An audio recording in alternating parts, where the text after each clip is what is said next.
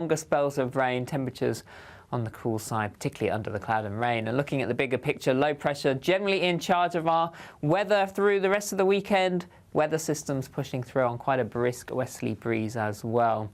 For the rest of Saturday, we have blustery showers, particularly across the north and the west of the UK. Some of these will be heavy, most frequent across the northwestern parts of Scotland. Overnight, some clear spells developing in places. Driest weather always across central and eastern areas, but quite breezy. Temperatures on the fresh side, dropping down to around 9 to 11 Celsius, taking us into Sunday morning. But there'll be plenty of sunny spells across central and eastern areas. Cloud already thickening across the west. And if we zoom into Scotland, we can see northern and western parts of Scotland fairly cloudy, showery outbreaks of rain. Best of the sunshine towards Aberdeenshire first thing. That cloud approaching parts of Northern Ireland into southwest Scotland with outbreaks of rain, and the cloud extending through the morning into Wales and the West Country. Some sunny spells initially, but clouding over fairly quickly. Best of the sunshine across the Midlands, eastern and southeast England to start Sunday. Through the morning and into the afternoon, this cloud and rain will push its way eastwards across central and northern parts. Some heavy bursts of rain possible with this, and the winds pick up too, with strengthening gusts around the hills and around the coast as well. Further south, breezy but largely dry. Temperatures rising to around 20 or 21 Celsius in the best of the sunshine. Cool under the cloud and rain, 14 to 16 Celsius. And that rain continues to push into the North Sea as we head through the evening time and overnight elsewhere. Further showers pushing in from the Atlantic and staying on the breezy side. But looking through next week, there's some improvement with the weather. We'll see temperatures lifting, perhaps as high as 26 to 28 Celsius by midweek. That warm feeling inside from Boxed Boilers, sponsors of weather on GB News.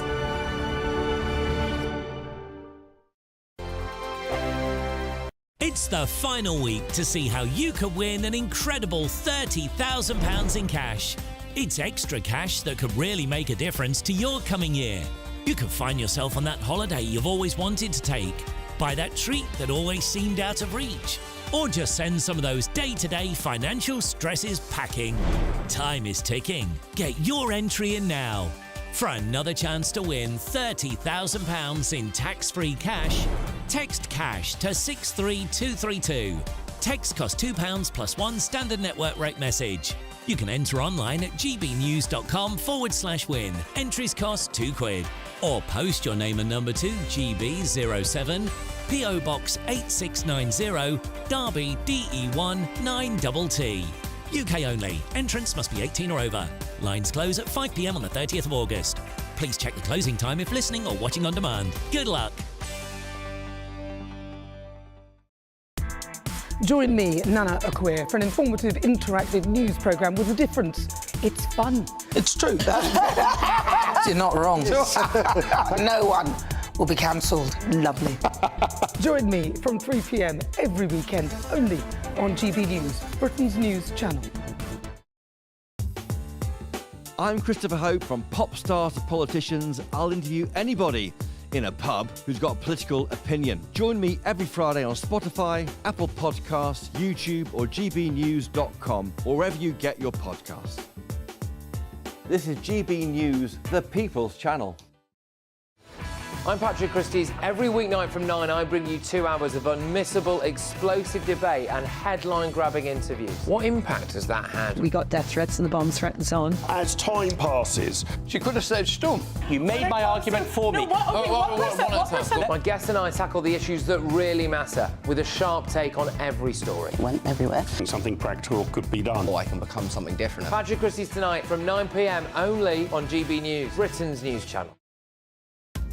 Are the newspapers getting you down? My wife didn't divorce me that month. Struggling to separate the wheat from the chaff? I know that it's a bit of a circus at the best of times. Well, don't worry, Headliners has got you covered. We'll take the burden of reading the day's news, and if we get depressed, who cares? It's an occupational hazard, frankly. That's Headliners on GB News from 11 p.m. till midnight, and the following morning, 5 till 6 a.m. on GB News, the comedy channel. Nah, just kidding. Britain's news channel. If you want your news to be straight talking... This is the nightmare for the Conservatives again. Down to earth. It's not just Nottingham where this is happening, is it? And most importantly, honest. Hard-working, middle-class taxpayers, they'll get their book thrown at them. Then catch me, Martin Daubney, Monday to Friday, 3 till 6 p.m. on GB News, Britain's news channel.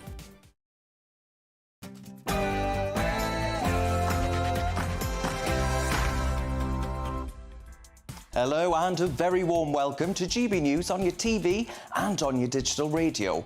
I'm Darren Grimes, standing in for Nana Akua, and for the next few hours, me and my panel will be taking on some of the big topics hitting the headlines right now. This show, it's all about opinion, mine, theirs, and indeed yours. We'll be debating, discussing, and at times disagreeing. Joining me for the next 3 hours are former Labour Party advisor Matthew Larzer and the political commentator Suzanne Evans. Before we get started, we're going to get the news though with Tatiana Sanchez.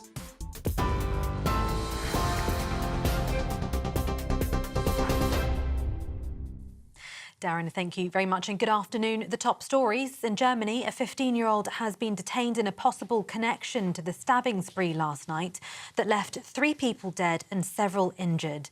German officials have said they can't rule out a terrorist motive, but that they still don't have a suspect. German police officials also say the attacker targeted victims' throats. A major manhunt continues for the unidentified knife attacker in Western Germany. 5 of those wounded are in a life-threatening condition after a man said to have begun attacking passers-by at random in a market square. A manslaughter investigation has begun into the sinking of a super yacht in Sicily, where British tech tycoon Mike Lynch and his teenage daughter Hannah lost their lives. Prosecutors believe offences were committed, possibly involving the captain, crew, shipbuilders or others. The luxury yacht landed on its right-hand side, but all bodies were found in a cabin on the left. Detectives warn it may take months to unravel the incident. Former footballer and TV presenter Jermaine Jenas has apologised after sending inappropriate messages to 2 female colleagues. Jenas has been sacked as a pundit and presenter by the BBC, but maintains he's done nothing illegal. The 41-year-old, who's been married for 13 years, told The Sun newspaper he's let down his family, friends, colleagues and the women involved. He says he's now seeking help. This is completely on me. I am 100% in the wrong and I accept full responsibility for that. And it's something that obviously I need to address and look at myself. The family situation is the thing that is at the forefront of my mind that I'm trying to just piece back together. But I've also got to be able to kind of look myself in the mirror and understand where I've gone wrong and understand that this is on me, it's not anybody else, there's nobody else to blame here. Robert F. Kennedy Jr. has suspended his independent presidential bid and will instead be backing Donald Trump. However, some of his family say the decision is a betrayal of their values, calling it a sad ending to a sad story. The nephew of former President JFK joined the Republican nominee on stage at an event in Arizona. Trump claims the Democrats want to arrest and silence their political rivals.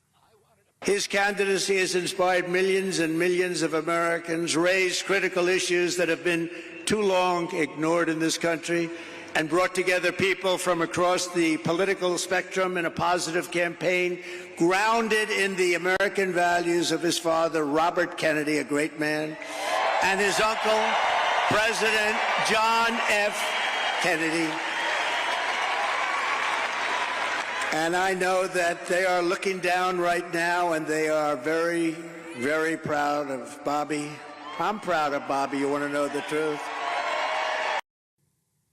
Detectives investigating a fatal house fire in Bradford have made more arrests overnight. A mother and her 3 young children died after their home was reportedly set on fire on purpose on Wednesday morning. 2 men aged 36 and 45 are now in police custody on suspicion of murder, whilst a 39-year-old man arrested at the scene remains critically ill in hospital. Police are appealing for information as they continue their investigation. Pressure is growing on the government to overturn plans to scrap the winter fuel payment. Pensioners who don't receive pension credits or other benefits will miss out on up to £300 of support. It comes after the regulator Ofgem put up the price cap, meaning the average annual energy bill will rise by £149 from October.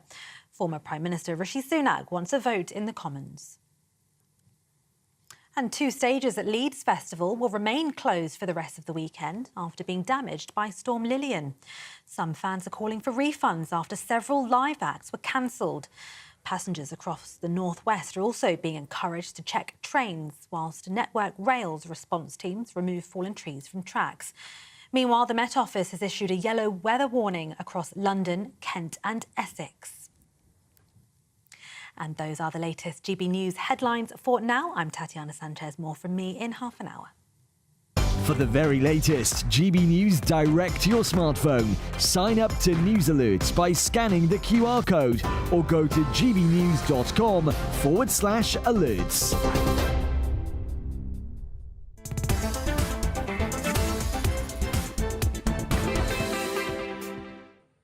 Hello and a very warm welcome to GB News on your TV and on your digital radio. Coming up today, German police detain a 15-year-old in connection to a knife attack that left 3 people dead and 8 other injured. Authorities say a motive is unclear but can't rule out terrorism. Elsewhere, a manslaughter investigation is launched following the deaths of 7 people after a super yacht sank off the coast of Sicily. And Sir Keir Starmer marks 50 days as Prime Minister. But it's not, well, certainly not, been smooth sailing for the Prime Minister or his government. Olivia Utley is here to tell us more. Now, across the pond, Robert Kennedy Jr. drops out of the race for president as he endorses Donald Trump, a move his famously Democratic family have labelled a betrayal of their values. Could this spell the end for Kamala Harris? So that's what we've got coming up in the next hour. Don't forget to send me your views and post your comments. I've got it open right here and now. I can see you coming in already. Post your comments on gbnews.com/your say, and I'll catch you there.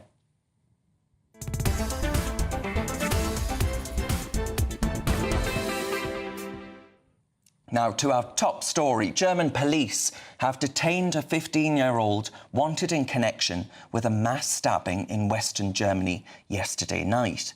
3 people died and 8 others were injured in a brutal attack at a music festival. A motive for the attack is still not clear, but the authorities haven't ruled out a terror-related motive. Meanwhile, Germany's Chancellor Olaf Scholz said the assailant would be punished to the fullest extent of the law. Well, joining me now is counter-terrorism expert Dr. Hans-Jakob Schindler. Dr. Hans-Jakob, thank you very much indeed for joining me. I'm wondering, to what extent is this kind of incident in Europe becoming more common? Thank you so much for having me. Obviously, knife crime, you had that discussion in the UK as well, is on the rise.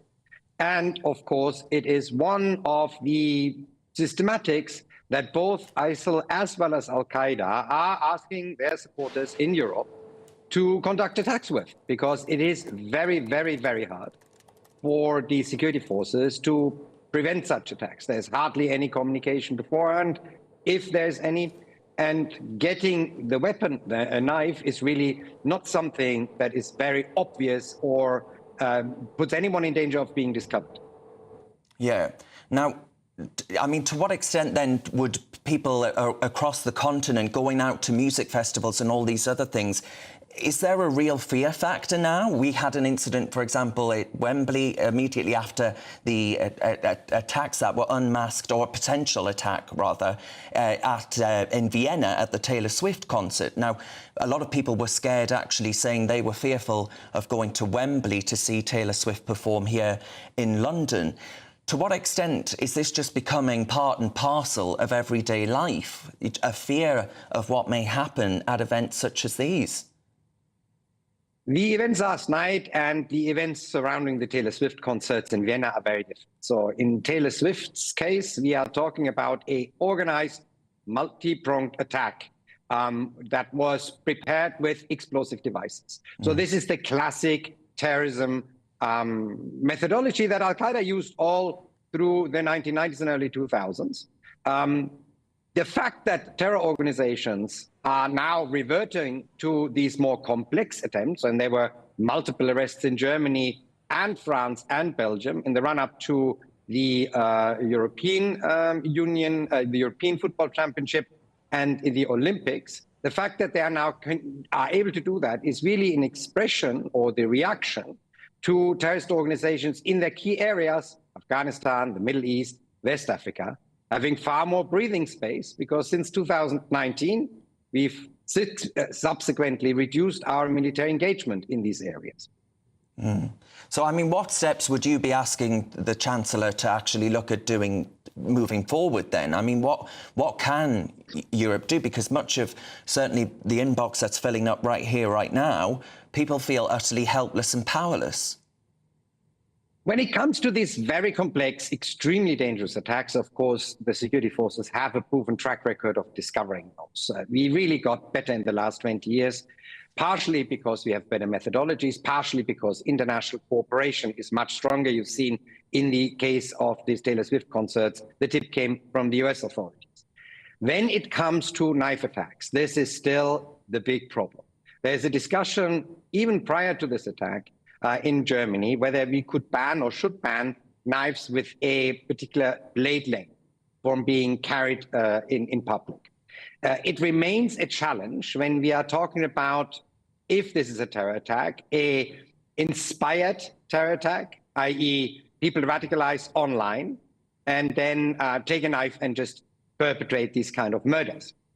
Here, there is very little that the government or the security forces can do unless social media companies, X, Facebook, Instagram, YouTube, cooperate much more than they do right now. They continue to fail to take the issue of terrorism, mis and disinformation very seriously. And unless they do, this online radicalization will continue, and we will have to live with a higher level of threat, because we are living in a radicalized environment since October 2023, the attack of Hamas against Israel. So would you then, are you calling on these social media platforms and actually these communication networks such as WhatsApp, for example, to actually end end-to-end encryption? Well, it's long overdue that this industry, which is the most profitable industry in human history, to put some of their resources in internal controls. So far, the rules in the UK, in the European Union, is that these platforms need to be notified of harmful, illegal or terrorist-related content. They have no legal obligation, no legal liability to prevent this kind of content from spreading through their platforms. This needs to be reversed. These companies have the money, they have the full access to their platforms, which law enforcement or the public doesn't have. It is up to them to make sure that their products don't cause societal harm, whether it's protests in the UK that going violent, or whether it is a knife attack in Germany. All right. Thank you very much for your insight. We'll keep updated on all that story, all the updates on that story throughout the day. But Dr. Hans-Jakob Schindler, thank you very much for your time. Now, folks, it may seem like ancient history or a flash in time, but no matter how you look at it, Keir Starmer today celebrates 50 days as Prime Minister.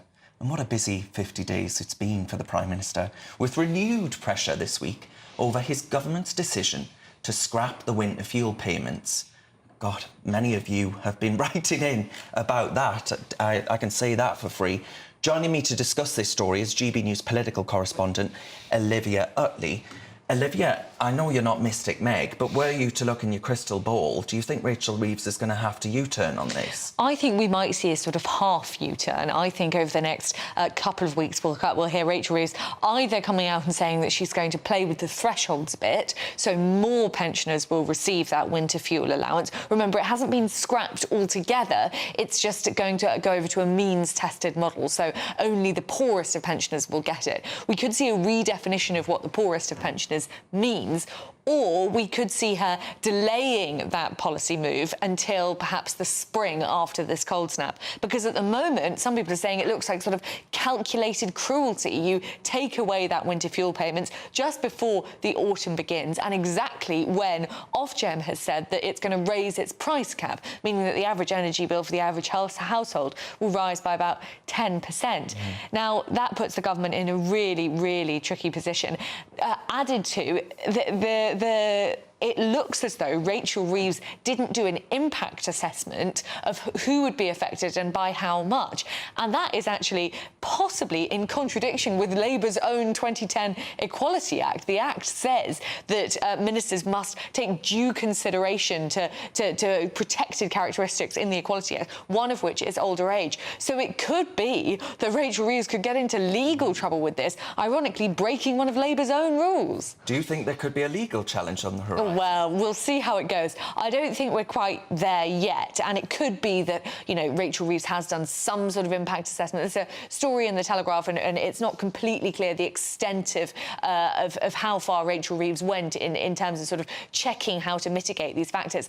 And, of course, we could see a sort of partial U-turn in the coming weeks, which might kind of calm all of this down. But for now, you know, there's quite a lot of sort of political oxygen, if you like. It's August. There isn't that much happening, and the spotlight is very, very much on Rachel Reeves and Keir Starmer and what they're going to do about this. There's surely, and Olivia, believe me, it's not often I say this, but there's surely a good middle ground here in the sense of you've got, I know a certain millionaire friend of mine who refers to his winter fuel payment as his champagne fund, right?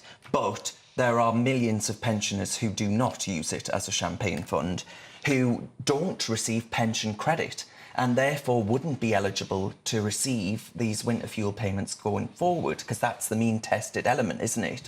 So how can you have a partial U-turn and address those two things? Well, I think that might be what they end up doing, because, as you say, I mean, I've even spoken to some Conservatives who sort of saying, well, actually, you know, Labour probably did have to do something about this. It is too generous. I, too, know of someone who calls it their Michelin-starred meal allowance. They absolutely do not need this winter fuel payment and don't really want the winter fuel payment.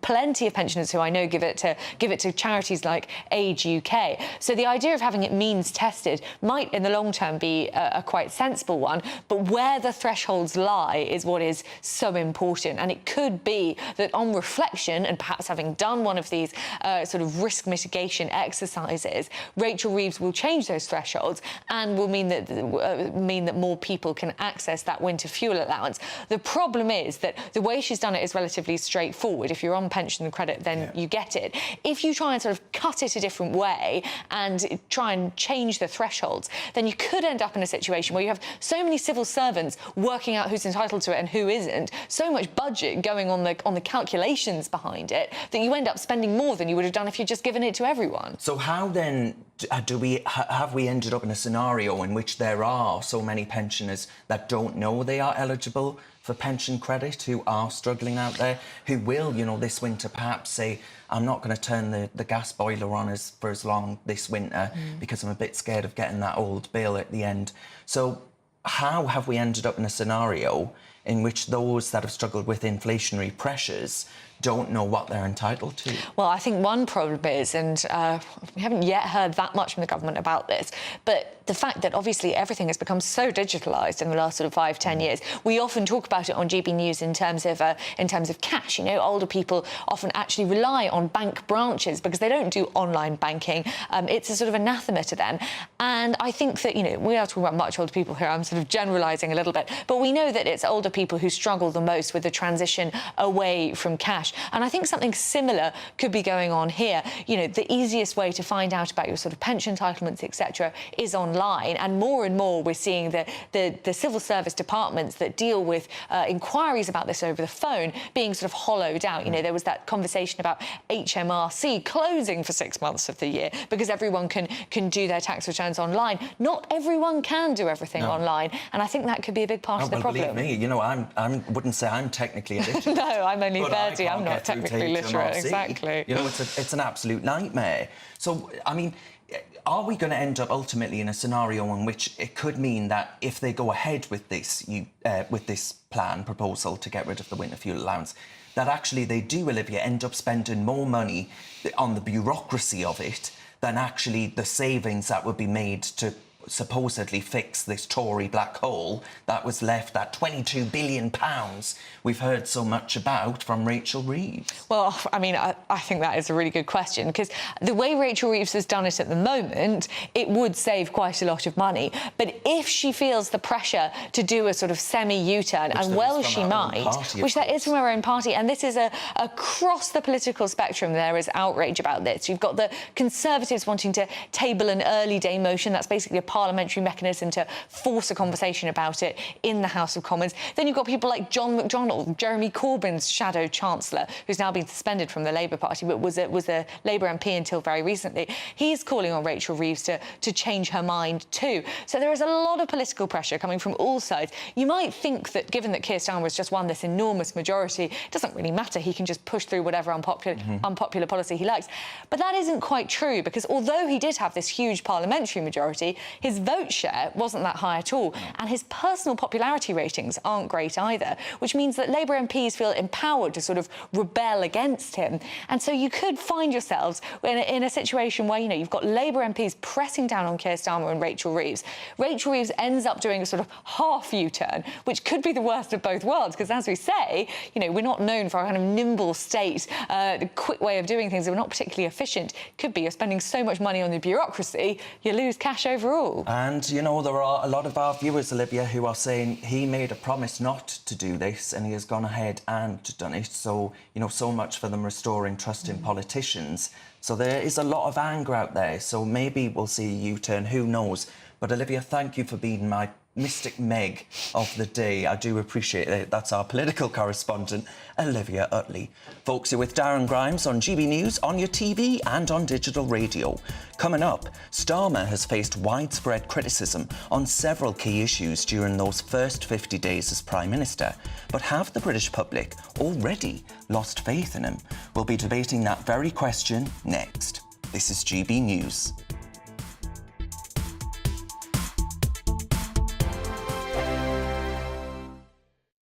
Join me, Neil Oliver, every Sunday night at 6 p.m. on GB News. And if an hour is not nearly enough for you, go to gbnews.com for special extended episodes online every Friday at 9 p.m, where we can truly get into the nitty-gritty of what's going on. GB News, Britain's news channel. Every Saturday, 10 till 12, we'll bring you all of the news that you need to know. We'll also remind you that there is so much to smile about. It's my favourite time of the week. I get to relax, enjoy some light-hearted stories, and let Ellie teach me about fashion too. That's Saturday Morning Live, every Saturday, 10 till 12. Only on GB News, Britain's news channel. This is GB News, Britain's news channel. Soya, almond, oats, hazelnut, coconut milk. Yeah. It's now much more difficult to choose. Yeah, there's an awful lot out there on the market. So how do you feel about horse milk? Yes, you heard that right. For generations, people in Central Asia have sworn by horse milk and the supposed health benefits. And now researchers in Poland believe it should even be used in ice cream. For the sweet treat not only tastes delicious, apparently, but could also be good for your gut. OK, well, joining us now to give us the lowdown on why we should be considering switching over to horse milk is farmer Frank Shellard from Cromwell Farm, Britain's only horse dairy. Good morning, Frank.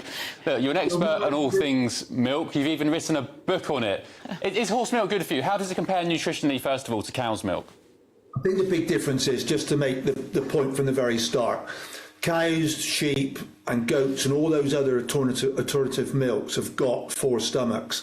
Horse has got a single stomach, so a lot of the enzymes and a lot of the makeup of the milk is very similar to mother's milk. So our bodies are a lot more able, us being a single stomach animal, if you like, to digest that milk. So that's the big thing. That's the first point I'd like to make. Because of the makeup of the mare's milk, you could drink the lactose and the lactase in it. You could probably, not all, don't quote with everybody, but a big percentage of those people that are lactose intolerant could drink the mare's milk. The great thing about the mare's milk is it's very, very good for your gut flora. if you remember in the history books, Cleopatra bathed in ass's milk, and ass's milk is exactly the same thing. It's exactly the same makeup as mare's milk, and she bathed in it for eternal youth and to keep the skin and her metabolism correct. GB News, the People's Channel. We're proud to be GB News, the People's Channel. And as you know, we always love to hear your views. Now, there's a new way of getting in touch with us at gbnews.com/yoursay. By commenting, you can be part of a live conversation and join our GB News community. You can even talk to me, Bev Turner, or any of the members of the GB News family.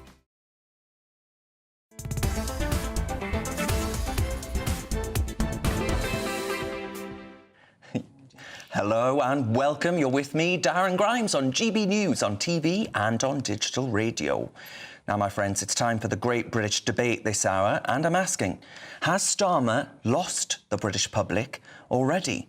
After what has been a busy 50 days for the Prime Minister, with renewed pressure over his decision to scrap winter fuel payments, of course the riots up and down the country, and record migration figures.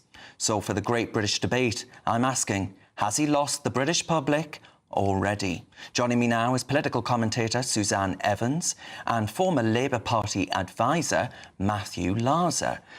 Matthew, I've got to start with you. Come on. I thought you might. Come on.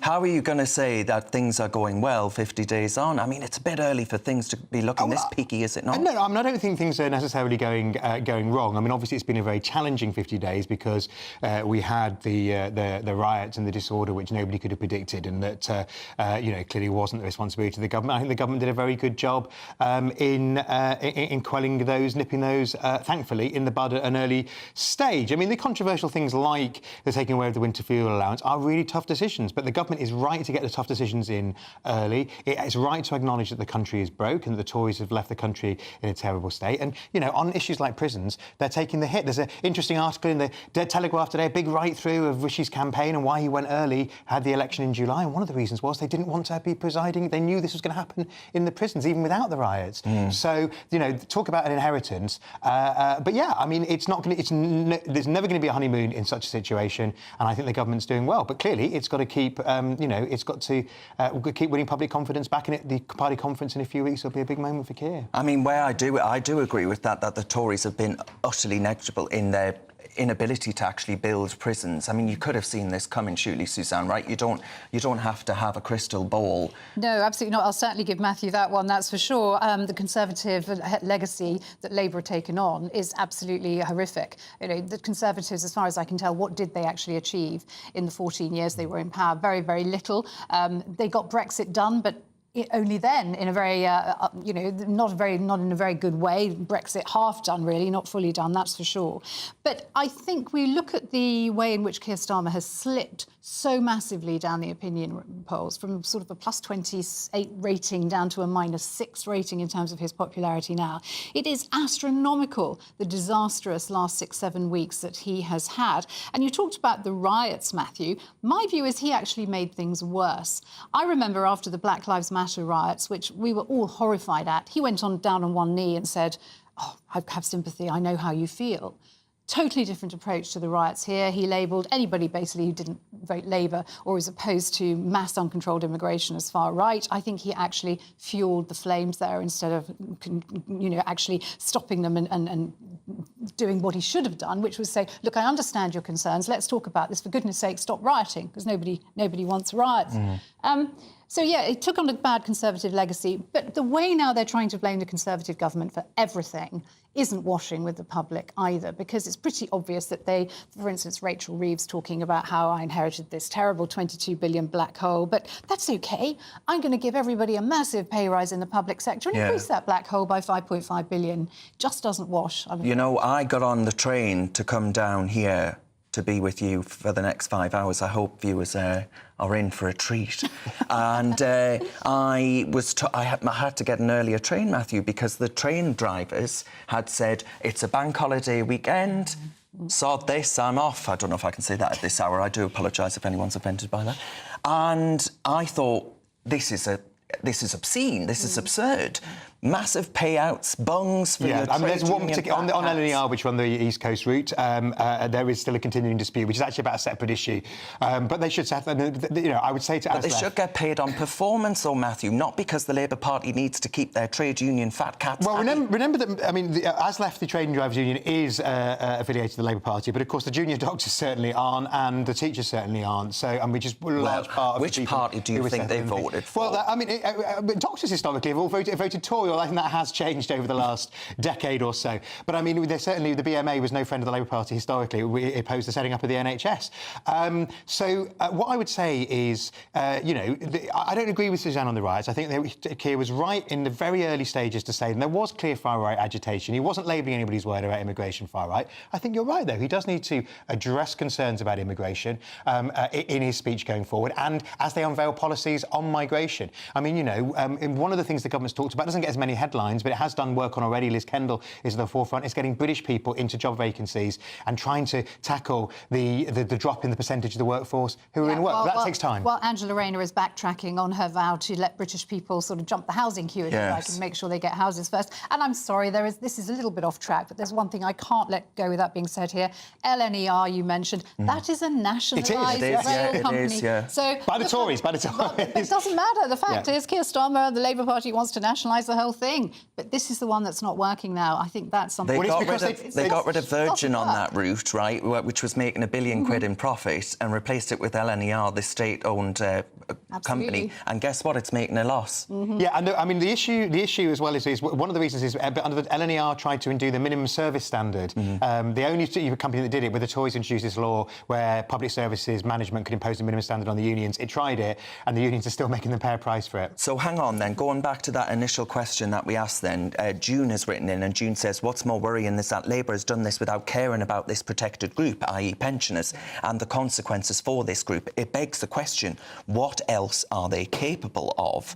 And there are a lot of people like Lynn saying you all miss the point regarding pension credit, which is even if you're a fiver over the standard pension, you're not eligible for that winter fuel payment, and therefore you will be struggling, and you're not a wealthy person. Yeah, I mean, absolutely. You've got so to can you say then, Matthew, with these kinds of emails coming in, can you say the last 50 days have been a success? Look, because we have to try and balance the books. That is a tough decision it's been making. I know it's very hard for pensioners who are just above the pensioner credit thing, who are not credit limit, who are not going to get the winter fuel allowance now. But obviously there are richer pensioners who won't be getting it as well. And what's happened is pensioner poverty has halved in the last 25 years, and it's stayed absolutely static in the rest of the population. And that reflects in fuel poverty. The number of people who can't pay their bills is now higher under people of working age. So what do? Do you take things away from working age people? If you have to take something away, I think this was probably the least worst option, not a good option, but the least worst option. And things like pensioners' free bus passes have been protected.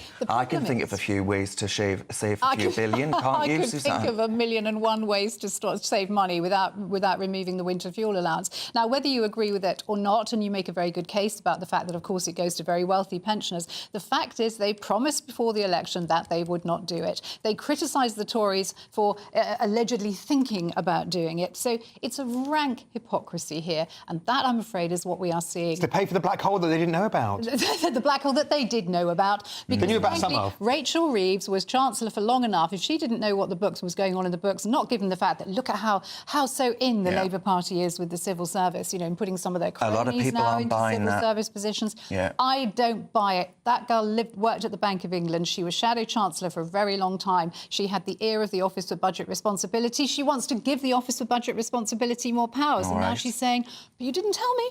Rubbish. OK, we'll leave it there. Matthew Larzer and Suzanne Evans, thank you very much for that. We'll be back with the panel shortly. For now, though, you're with Darren Grimes on GB News, on TV and digital radio.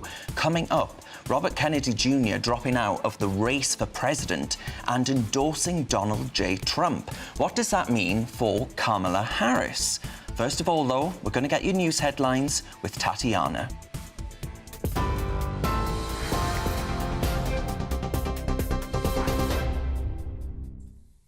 Darren, thank you very much. The top stories this hour. In Germany, a 15-year-old has been detained in a possible connection to the stabbing spree last night that left 3 dead and several injured. German officials say they can't rule out a terrorist motive, but they still don't have a suspect. German police officials also say the attacker targeted victims' throats. A major manhunt continues for the unidentified knife attacker in western Germany. 5 of those wounded are in a life-threatening condition after a man said to have begun attacking passers-by at random in a market square. A manslaughter investigation has begun into the sinking of a super yacht in Sicily, where British tech tycoon Mike Lynch and his teenage daughter Hannah lost their lives.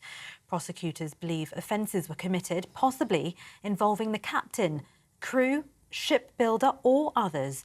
The luxury yacht landed on its right-hand side, but all of the bodies were found in a cabin on the left. Detectives warn it may take months to unravel the incident. Former football and TV presenter Jermaine Jenas has apologised after sending inappropriate messages to 2 female colleagues. Jenas has been sacked as a pundit and presenter by the BBC, but maintains he's done nothing illegal.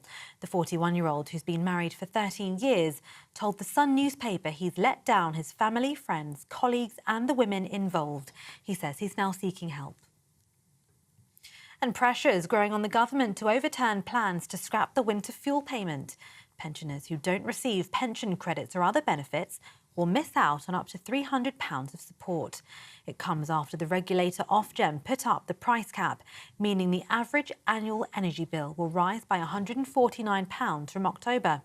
Former Prime Minister Rishi Sunak wants a vote in the Commons. And those are the latest GB News headlines for now. I'm Tatiana Sanchez. More from me in half an hour. For the very latest GB News direct to your smartphone, sign up to News Alerts by scanning the QR code or go to gbnews.com/alerts.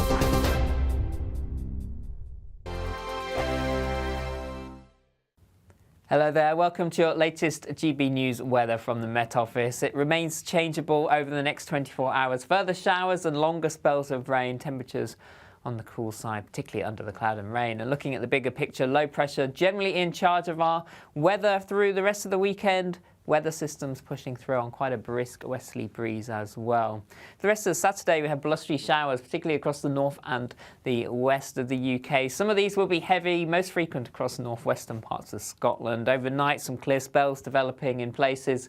Driest weather always across central and eastern areas, but quite breezy. Temperatures on the fresh side, dropping down to around 9 to 11 Celsius, taking us into Sunday morning. But there'll be plenty of sunny spells across central and eastern areas. Cloud already thickening across the west. And if we zoom into Scotland, we can see northern and western parts of Scotland fairly cloudy, showery outbreaks of rain. Best of the sunshine towards Aberdeenshire first thing.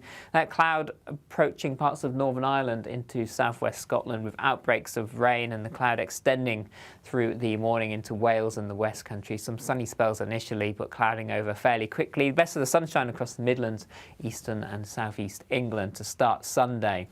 Through the morning and into the afternoon, this cloud and rain will push its way eastwards across central and northern parts. Some heavy bursts of rain possible with this, and the winds pick up too, with strengthening gusts around the hills and around the coast as well.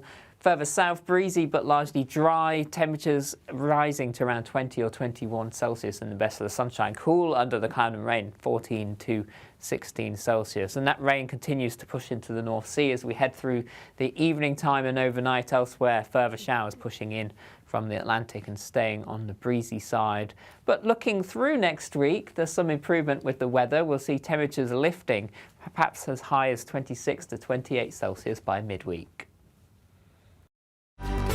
Good afternoon, Britain. Your lunchtime update on the stories that matter across the UK.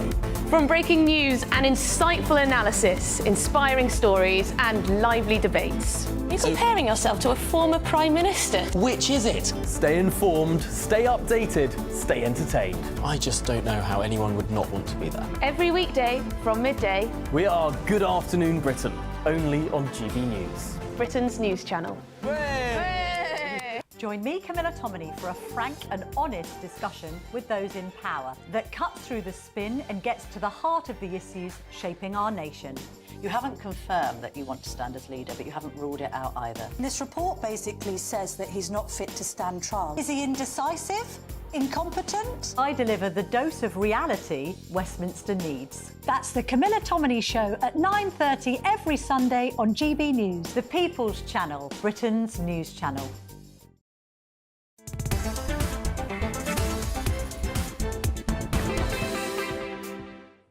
welcome back. You're with me, Darren Grimes, in for the incomparable Nana Akua on GB News and on digital radio. Right, in the Great British Debate this September, the question is, does RFK, his decision to back Donald J. Trump, spell complete disaster for Kamala Harris? Can he actually, independent as he is, unite a coalition in support of Donald Trump? The White House candidate Robert F. Kennedy Jr. dropped out of the race yesterday and endorsed the former President Trump. But some of his family have actually said that the decision is a betrayal of their values, calling it a sad ending to a sad story. Very macabre. This comes, of course, as Kamala Harris made headlines with her historic and widely viewed speech at the Democratic National Convention in Chicago, drawing an audience that outpaced Trump's recent address. So, for the Great British Debate, I'm asking, does RFK's decision to back Trump spell ultimate disaster for Kamala Harris's run? Well, joining me now is still the very brilliant political commentator Suzanne Evans and the former Labour Party advisor, equally as brilliant, Matthew Larser. Suzanne, what do you make of this? I mean, were you sort of saying, oh, absolutely, go on, son, you've done it, you've romping home now, this'll be it, it's in the bag? No, I don't think it's definitely not in the bag for Trump. I mean, you look at the polls, Kamala Harris is leading him. I think it's about 46, 47% to his 43, 44. I believe that with absolute certainty that had Trump been against Joe Biden, he would have absolutely trounced him. There's no doubt that Trump would have been returned to the White House. But with Biden stepping down, Kamala seems to have grasped the agenda. She seems to have got the country behind her, I think. She's raised a record £500 million in July. That nobody's ever raised that much for a campaign before. Now, admittedly, I think some donors were holding back because they didn't want to support Biden, so that's probably part of it. But there's no doubt she's doing very well. Trump, meanwhile, I think has lost the initiative. So because he thought he was up against Biden, he chose a running mate who would have done well against Biden. I think he would have chosen differently had he known he was up against Kamala Harris. The other problem is Trump never learns for his mistakes. And this is the one thing I always say about him. So you have a man here who has been accused of sexism and racism. So what's the first thing he does? He makes sexist comments about her. It's not acceptable, and it's wrong. He is what preaching... did he say then?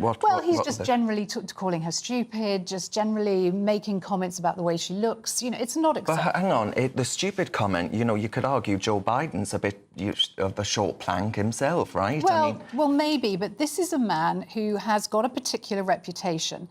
Now, it's all very well him preaching to the converted, preaching to the people who are already going to vote for him. If he's going to win this election, he's got to try and win hearts and minds. And this, in my view, is what Trump is bad at. And he does have a lower share of the vote when it comes to women. Absolutely. He can't put a sock in it enough to be able to bring on board the people who would otherwise oppose him. And that's what you have to do to win elections. But I know there'll be people screaming at the telly right now, Suzanne, saying he's not sexist, he's not a racist. Good luck with that argument. He might not be, but so for goodness sake, show us that other side of yourself, Trump. Because I personally would prefer he was in the White House as opposed to Kamala Harris. No doubt about it. Let me be clear about that. I would like him to win.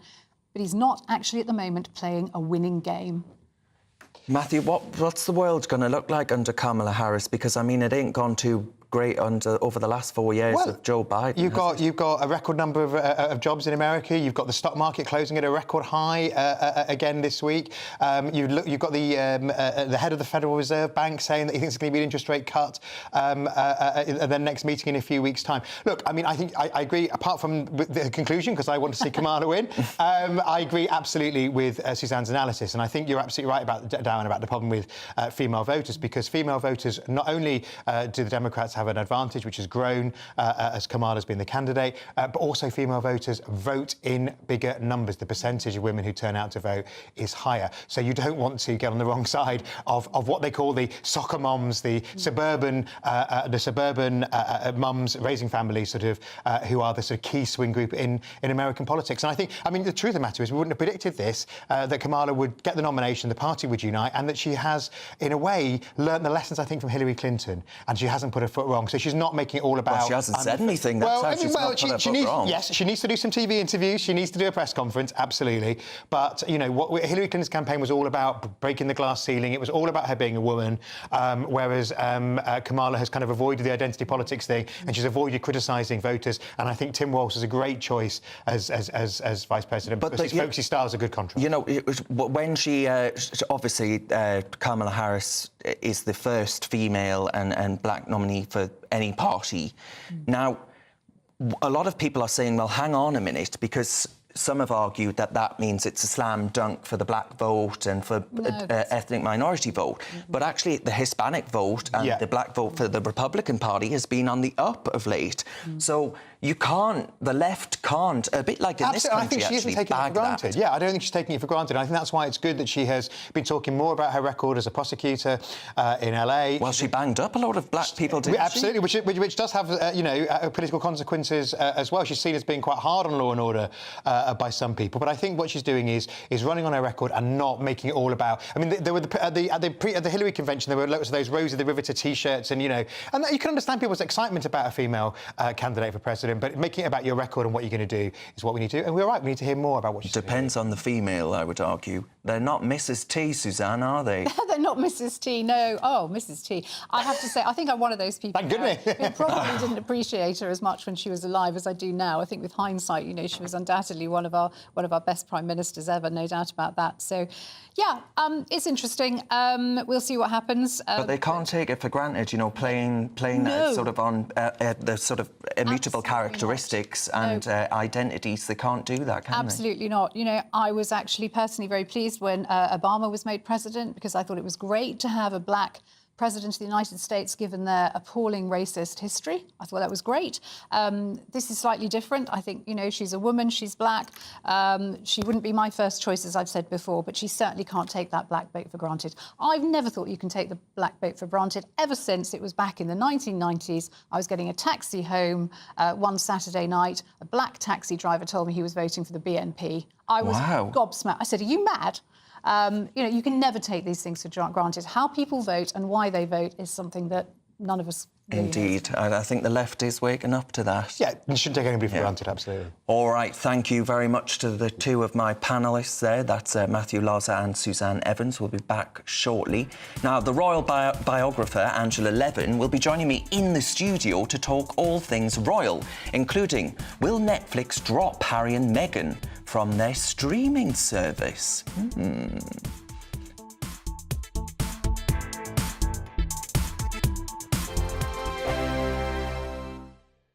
This is GB News, Britain's news channel. Now, this isn't a royal tour, obviously, because they've stepped away from their royal duties. What do we make of how this is being handled out in Colombia with Harry and Meghan? Good afternoon, Dawn. A pleasure to be with you. The couple have had 3 layers of security around them. The big, beefy ex-military boys, who are the bodyguards, close protection.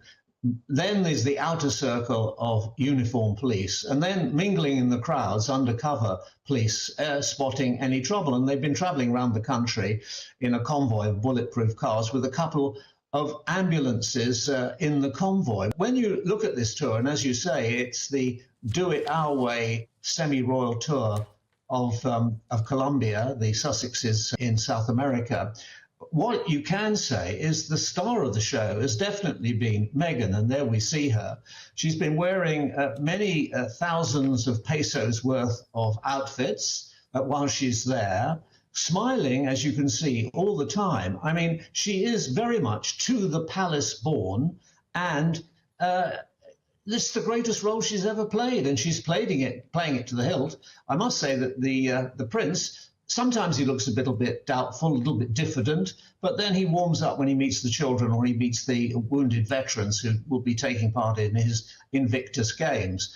It's a strange thing they've done because, as you say, it's not a royal tour, it's doing it their way. I think at the end of it, they will think that they've had a great success, and I'm sure that the left-wing government of Colombia will relish the little bit of royal stardust that Meghan, among other, with her husband, have brought to the regime.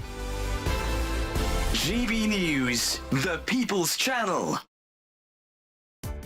Welcome to State of the Nation, daily plunge into the stories shaping our country. I'm Jacob Rees-Mogg, and Monday to Thursday we bring you the insights, the facts, the truth about how our country is being governed. Because what happens in Downing Street matters down your street. Tune in to State of the Nation every Monday to Thursday, 8 to 9 o'clock. Only on GB News, the People's Channel, Britain's news channel. I'm Patrick Christie's. Every weeknight from 9, I bring you 2 hours of unmissable, explosive debate and headline-grabbing interviews. What impact has that had? We got death threats and the bomb threat and so on. As time passes, She could have said stump. You made my argument for me. My guest and I tackle the issues that really matter with a sharp take on every story. Went everywhere. something practical could be done. Or I can become something different. Patrick Christie's tonight from 9 p.m. only on GB News, Britain's news channel.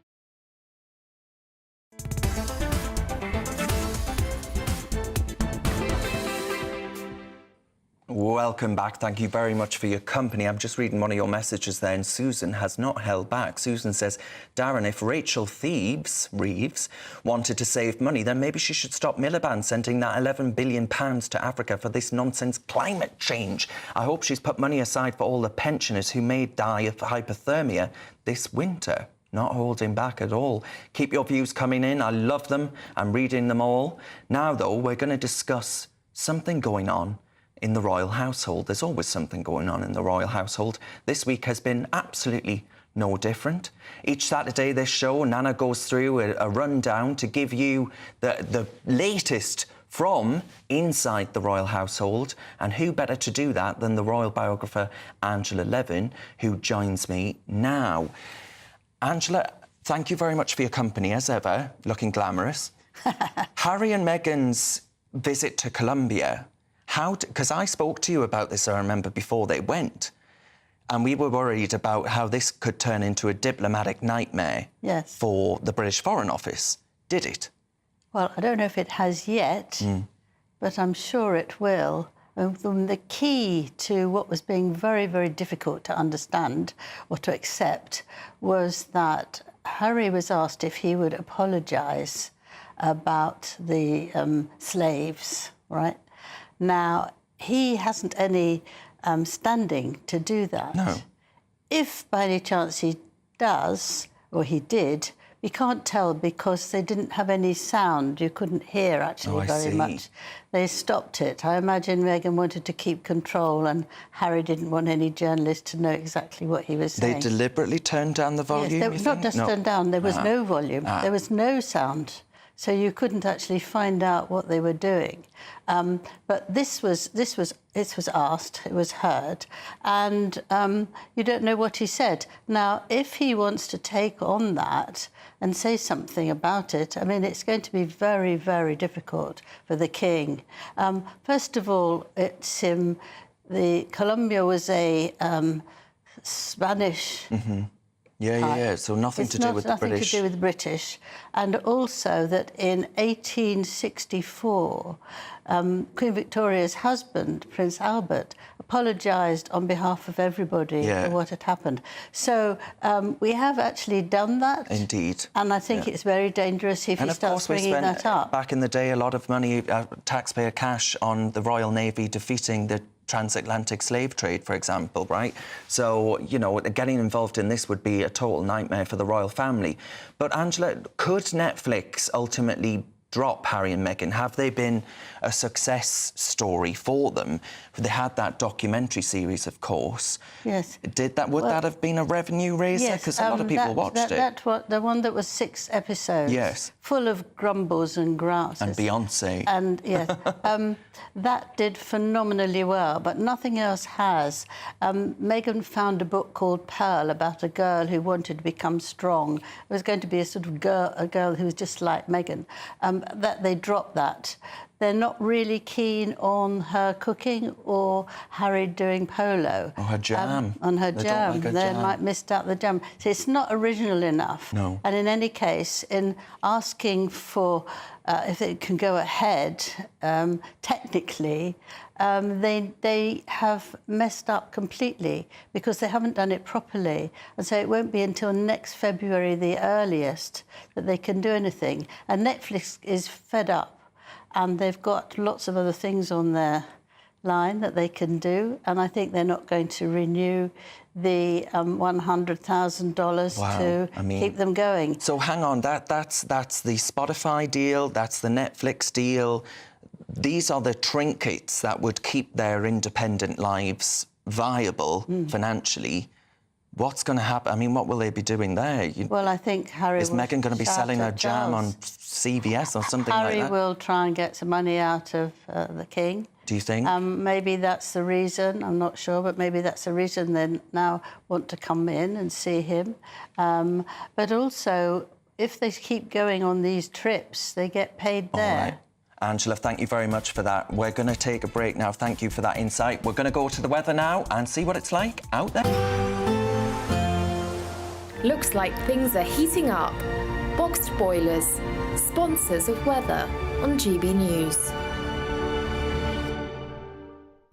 Hello there, welcome to your latest GB News weather from the Met Office. It remains changeable over the next 24 hours. Further showers and longer spells of rain, temperatures on the cool side, particularly under the cloud and rain. And looking at the bigger picture, low pressure generally in charge of our weather through the rest of the weekend. Weather systems pushing through on quite a brisk westerly breeze as well.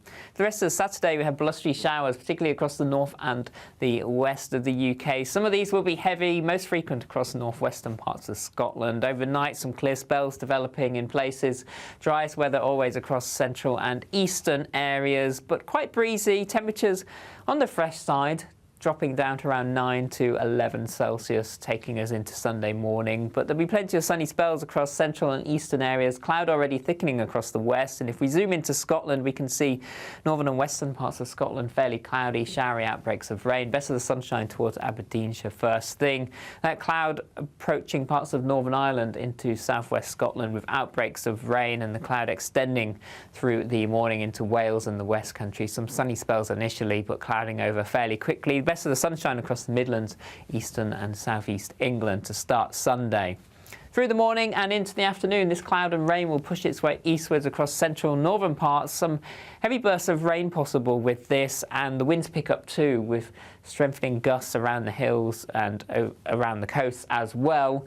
Further south, breezy but largely dry. Temperatures rising to around 20 or 21 Celsius in the best of the sunshine. Cool under the cloud and rain, 14 to 16 Celsius. And that rain continues to push into the North Sea as we head through the evening time and overnight elsewhere. Further showers pushing in from the Atlantic and staying on the breezy side. But looking through next week, there's some improvement with the weather. We'll see temperatures lifting, perhaps as high as 26 to 28 Celsius by midweek. That warm feeling inside from Boxed Boilers, sponsors of weather. It's the final week to see how you could win an incredible £30,000 in cash. And you could be getting that winning call from us to tell you that you're our next Great British Giveaway winner. Oh, I can't believe this. Oh my God, this is amazing. That is absolutely fantastic. We're over the moon. I've never won anything like this in my life. Oh, you shocked me. I never won a penny in my life. If I was there, I'd buy you a drink. Get your entry in now for another chance to win £30,000 in tax-free cash. Text cash to 63232. Text costs £2 plus one standard network rate message. You can enter online at gbnews.com/win. Entries cost £2 or post your name and number to GB07 PO Box 8690 Derby DE1 9TT. UK only. Entrants must be 18 or over. Lines close at 5 p.m. on the 30th of August. Please check the closing time if listening or watching on demand. Good luck. I'm Christopher Hope. From pop stars to politicians, I'll interview anybody in a pub who's got a political opinion. Join me every Friday on Spotify, Apple Podcasts, YouTube or gbnews.com, or wherever you get your podcasts. This is GB News, the People's Channel. Join me, Neil Oliver, every Sunday night at 6 p.m. on GB News. And if an hour is not nearly enough for you, go to gbnews.com for special extended episodes online every Friday at 9 p.m, where we can truly get into the nitty-gritty of what's going on. GB News, Britain's news channel. Every Saturday, 10 till 12, we'll bring you all of the news that you need to know. We'll also remind you that there is so much to smile about. It's my favourite time of the week. I get to relax, enjoy some light-hearted stories, and let Ellie teach me about fashion too. That's Saturday Morning Live, every Saturday, 10 till 12. Only on GB News, Britain's news channel. Are the newspapers getting you down? My wife didn't divorce me that month. Struggling to separate the wheat from the chaff? I know that it's a bit of a circus at the best of times.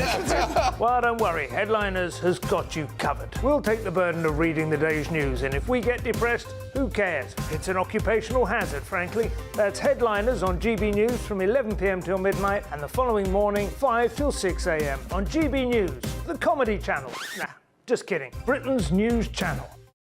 Hi there, I'm Michelle Dewberry, and I'm going to take a second to tell you all about my show, Dubes & Co. We start off with the issues of the day. We then bring in both sides of the argument. We get rid of the disrespect. And then you throw me into the mix. And trust me, I'll tell it exactly how it is. And then, of course, the magic ingredient, you at home. We mix it all together, and what have we got? In my opinion, the best debate show in town. Monday to Friday, 6 till 7 on GB News, Britain's news channel.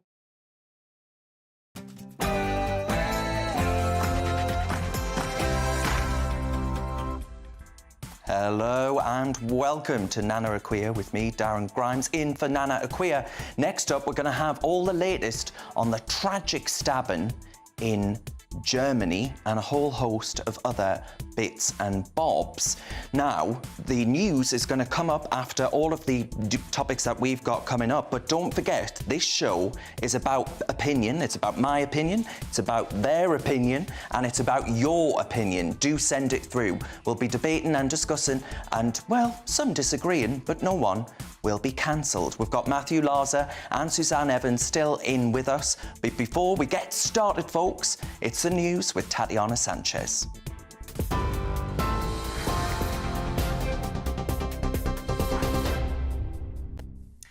Darren, thank you and good afternoon. The top stories from the GB newsroom. In Germany, a 15-year-old has been detained in a possible connection to that stabbing spree last night that left 3 people dead and several injured. German officials say they can't rule out a terrorist motive, but they still don't have a suspect. German police officials also say the attacker targeted victims' throats. A major manhunt continues for the unidentified knife attacker in Western Germany. 5 of those wounded are in a life-threatening condition after a man said to have begun attacking passers-by at random in a market square. A manslaughter investigation has begun into the sinking of a super yacht in Sicily, where British tech tycoon Mike Lynch and his teenage daughter Hannah lost their lives. Prosecutors believe offences were committed, possibly involving the captain, crew, shipbuilder or others. The luxury yacht landed on its right-hand side, but all bodies were found in a cabin on the left. Detectives warn it may take months to unravel the incident. Former footballer and TV presenter Jermaine Jenas has apologised after sending inappropriate messages to 2 female colleagues. Jenas has been sacked as a pundit and presenter by the BBC, but maintains he's done nothing illegal. The 41-year-old, who's been married for 13 years, told the Sun newspaper he's let down his family, friends, colleagues and the women involved. He says he's now seeking help. This is completely on me. I am 100% in the wrong and I accept full responsibility for that. And it's something that obviously I need to address and look at myself. The family situation is the thing that is at the forefront of my mind. I'm trying to just piece back together. But I've also got to be able to kind of look myself in the mirror and understand where I've gone wrong and understand that this is on me, it's not on anybody else, there's nobody else to blame here. Robert F. Kennedy Jr. has suspended his independent presidential bid and will instead be backing Donald Trump. However, some of his families say the decision is a betrayal of their values, calling it a sad ending to a sad story. The nephew of former President JFK joined the Republican nominee on stage at an event in Arizona. The former US President Donald Trump claims the Democrats want to arrest and silence their political rivals. His candidacy has inspired millions and millions of Americans, raised critical issues that have been too long ignored in this country, and brought together people from across the political spectrum in a positive campaign grounded in the American values of his father, Robert Kennedy, a great man, and his uncle, President John F. Kennedy. And I know that they are looking down right now, and they are very, very proud of Bobby. I'm proud of Bobby, you want to know the truth?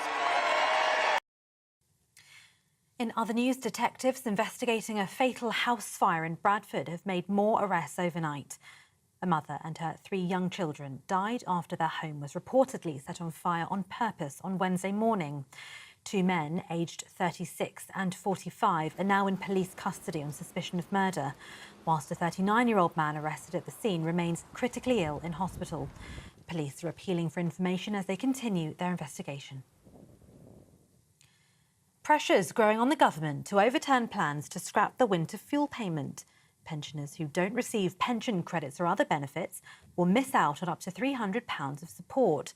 It comes after the regulator Ofgem put up the price cap, meaning the average annual energy bill will rise by £149 from October. Former Prime Minister Rishi Sunak wants a vote in the Commons. And 2 stages at Leeds Festival will remain closed for the rest of the weekend after being damaged by Storm Lillian. Some fans are calling for refunds after several live acts were cancelled.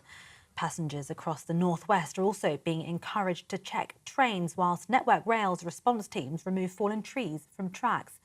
Meanwhile, the Met Office has issued a yellow weather warning across London, Kent and Essex.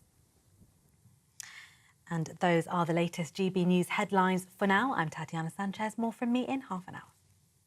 For the very latest GB News direct to your smartphone, sign up to News Alerts by scanning the QR code or go to gbnews.com/alerts.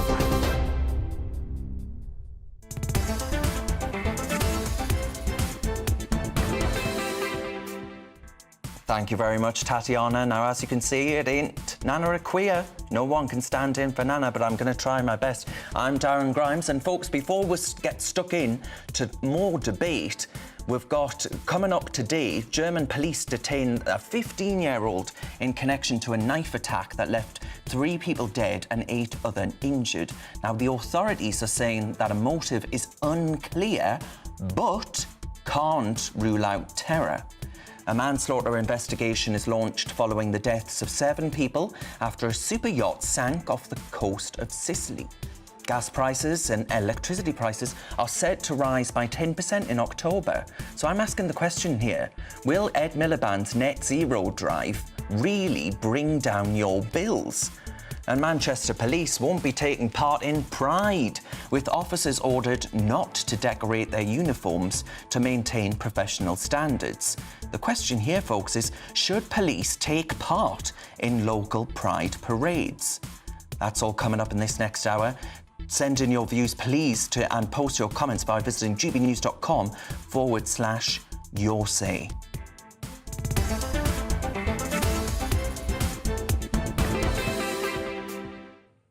I'm in for Nana Akua, and I tell you what, these high heels are absolutely killing me now at this, and we're only 1 hour in. But folks, you've written in some views, and I thank you very much for doing so. A lot of questions about my use of the word pet. Apparently I could be going to prison these days. You're not allowed to call people pet. But Anthony says, your panel is behind the curve, going back to the United States of America. He says, the timing of Kennedy's move is significant. Taking the gloss off of the Democrat convention, it's quite clear the Trump campaign has been biding its time and the real election starts now. So could we see some more momentum and gusto from the Republican side of the argument? But then Tony T has a message. Kamala has surprised many, Tony says. Great confidence, a force of nature indeed. Let's see how the debate goes. But what a revelation she's been. Well, divergence of the views there. Do let me know yours. Now, we're going to go to our top story. German police have detained a 15-year-old wanted in connection with a mass stabbing in Western Germany yesterday night. 3 people died and 8 others were injured in a brutal attack at a music festival. A motive for the attack still isn't clear, but the authorities haven't ruled out a terror-related motive. Well, joining me now is the former NATO commander and former Ministry of Defence Director General, Chris Parry. Chris, thank you very much for your company. Looking at this, in Europe, we basically now seem to have become so desensitised to these kinds of attacks. I mean, just how worried and anxious ought we be about being at any public event, frankly, and the use of knives in these kinds of horrible, barbaric attacks? Well, I think we all should be worried. There's been a significant rise in knife crime, both in Europe and, of course, in the United Kingdom. I mean, this year alone, we've had 50,000 incidents. Last year, about 52,000. And so, you know, it's just increasing. Germany's the same. They've seen a shocking increase. And I think what we have to accept is that there are hateful ideologies who are targeting suggestive and vulnerable young men in particular to commit outrages at places where people are enjoying themselves. Yeah, it's a good point. I mean, you know, there is a large part of me that thinks, well, us in this country, knife crime, it seems to be a daily event now, and those reports are coming in thick and fast. Is this just the advent of 24-hour news cycles and people having access to social media at their fingertips, quite literally? Or is this actually increasing and more prevalent? Oh, it's definitely increasing and more prevalent. I mean, I can only go on my own personal experience. The number of times in the last 2 years I've seen people with knives in public in London. So it's obviously more prevalent. The fact is, Darren, there aren't sufficient deterrents. There isn't the police presence. There isn't the public disapproval of people carrying knives. I'm afraid to say prison doesn't count anymore. Certainly, I'm old enough to remember a time when people used to fear prison. I don't think that's the case anymore. It's hardly a hardship regime. People have access to mobile phones. They have access to TVs. And, of course, they get out after 40% of their sentence. So it's not a deterrent anymore. We really should be going after these people who are either a threat or indeed are the potential to offer violence by means of knives. And Chris, one of our viewers who's a member of GB News, so I thank them very much for being so, Mr. Decker says, there's a pattern here of young men and boys in knife attacks developing. Now, if we're seeing it in Germany too, I mean, in Germany, do they have the same problems with, as you say, a lack of a deterrent to actually deter people from doing this, with the knowledge that actually they'll be putting the rest of their lives in jeopardy potentially? Or, you know, is it just Europe across the piece that it seems to be quite weak and shrugs its shoulders at the threat it faces?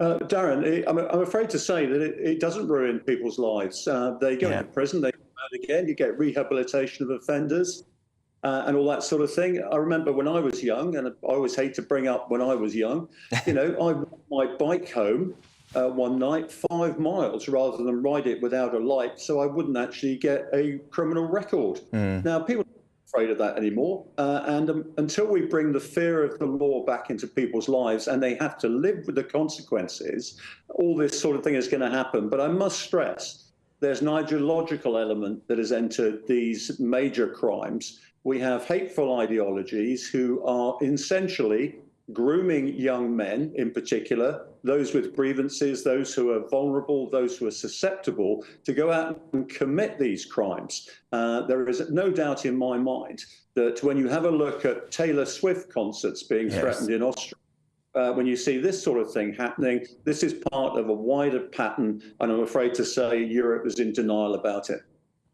Yeah, I mean, what's it going to take then, Chris, is the question, for a bit of a wake-up call there.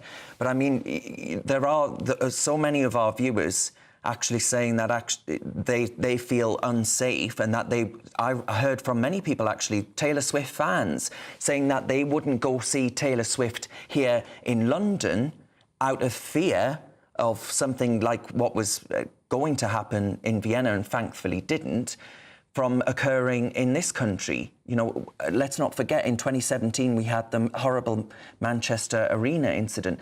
It just seems like people are afraid to live lives as free citizens, you know, in part of their own country. People feel fearful. And isn't that a really scary damning indictment on where we are as a society? One of our earlier guests actually said he wants to see an end to end-to-end encryption on, you know, a smartphone, on WhatsApp and all these other platforms. Is that the solution? Are we just going to become more authoritarian in our means of actually stopping this sort of thing happening? Isn't that a sad consequence too? Well, if that's what it takes, Darren, that should be the case. You know, frankly, I don't think people being authoritarian as long as they're consistent and fair. What we're seeing at the moment is the application of the law in a very inconsistent way, and it's targeted against certain sections of society. My own view, for what it's worth, is I think that there should be universal stop and search. Yes. The police should be able to stop anybody anytime they want. I don't mind being stopped and searched, and nobody else should either. It actually keeps a free society free and safe. If you're carrying a knife, you really need to feel the full weight of the law, and that means punitive sentences, frankly.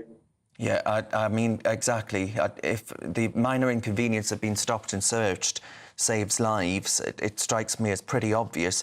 But you know what I would say is a little bit less focus on someone posting something a little bit unsavoury on Facebook, and maybe a little bit more focus on tackling the very real issues that face a lot of people on the streets might be necessary.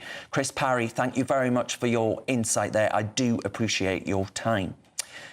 Now, my friends, a manslaughter investigation has been launched after a super yacht sank off the coast of Sicily.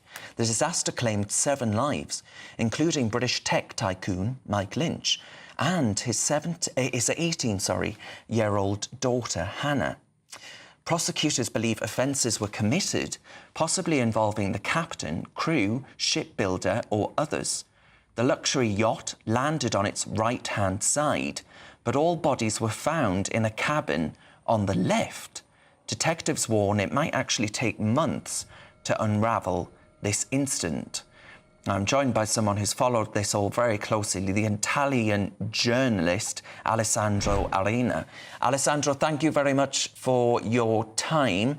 Alessandro, just how serious could the consequences be for those who may indeed end up being found guilty of some kind of corporate manslaughter or something of that effect? We will see in the next days. Good afternoon, first of all. We will see in the next days because before the autoptical exams, there will be, of course, the first notices of interrogation. In this moment, the captain risks a lot because he might be the first people who has responsibility in the disaster. We don't know if it was a mistake or something else. This will be only the prosecutor who will analyze it. But of course, what today he said was that everybody should be always considering to stay in Sicily, to help as they did it in the last days to resolve this case, because also there were some other questions that didn't come out. For example, these people didn't receive the alcohol test because in that moment they were shocked, and it was necessary to heal their wounds. But in these days, they are still able to answer the questions, and this means that everybody should stay here in Italy, even if there is no obligation from the law to keep them here. Yeah, absolutely. It's got to be investigated to find out what on earth happened. I mean, the Bayesian itself, the super yacht, it cost many millions of pounds. I mean, that sort of event shouldn't be happening on something that large and expensive. It must take a real a freak of nature for it to, or a real failure on behalf of professionals for something like this to occur, surely, in which there are so many unnecessary deaths. Well, we have to start from one point. the night, as they said this morning, there was no warning of a storm. Right. So nobody could expect what really happened.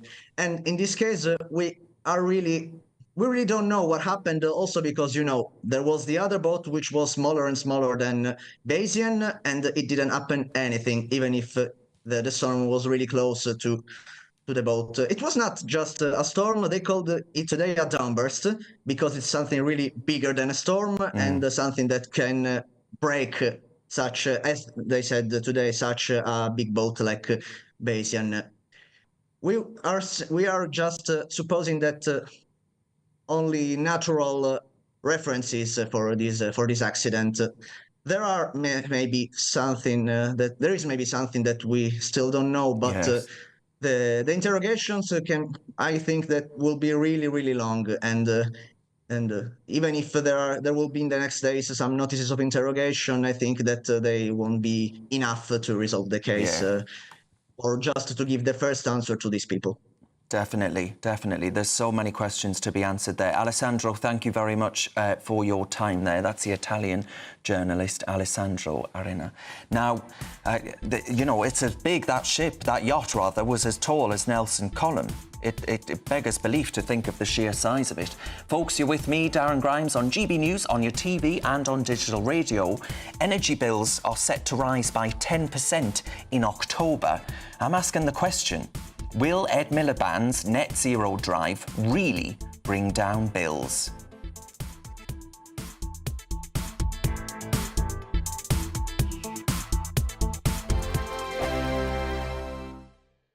We're proud to be GB News, the People's Channel. And as you know, we always love to hear your views. Now, there's a new way of getting in touch with us at gbnews.com/your-say. By commenting, you can be part of a live conversation and join our GB News community. You can even talk to me, Bev Turner, or any of the members of the GB News family. I'm Andrew Pearce. This is GB News, the People's Channel, Britain's news channel. This is GB News, Britain's news channel. Paul Spires is a much-loved part of this South London community. When I first got here, it was so quiet, and after 3 months, I decided to buy myself a speaker. I started playing music. Everyone loved it. So when 200 residents from Beckenham chipped in more than £3,000 to send a sweeper on a summer break to Portugal, it was a moment of great local spirit. I'm overwhelmed with it. I'm just here to do a job to best of my ability, and the way they've reacted is brilliant. Lisa Knight, an estate agent, said she started the campaign after becoming friends with Mr. Spears. Last Monday, I bumped into him after work. It was a 30-degree day and he'd been working all day. So we stood and had a chat like we often do. And he explained to me that it was his birthday on Tuesday and he wanted to save up to go to Portugal because he's only ever been abroad once for his 60th birthday. And after he left, I decided to make the GoFundMe. So we shared it on the local Beckenham Appreciation Group on Facebook, which is huge, and it just flew away. But Mr. Spears was unable to take the trip due to his employer's rules on accepting gifts. A solution appeared when a travel company spotted an opportunity to help out. onthebeach.com had an amazing idea to run a competition whereby Paul would be the winner. He had to be aged between the age of 62 and 64, be loved in Beckenham, have the surname Spears and love Elvis, and so he still gets to go on holiday. We have matched that £3,000 to donated to who I have wanted nominated, and after cancer research, which they've already done. GB News, the People's Channel. If you want your news to be straight talking... This is a nightmare for the Conservatives again. Down to earth. It's not just Nottingham where this is happening, is it? And most importantly, honest. Hard-working, middle-class taxpayers, they'll get their book thrown at them. Then catch me, Martin Daubney, Monday to Friday, 3 till 6 p.m. on GB News, Britain's news channel. I'm Bev Turner. Thank you for joining us on GB News, the People's Channel, Britain's news channel.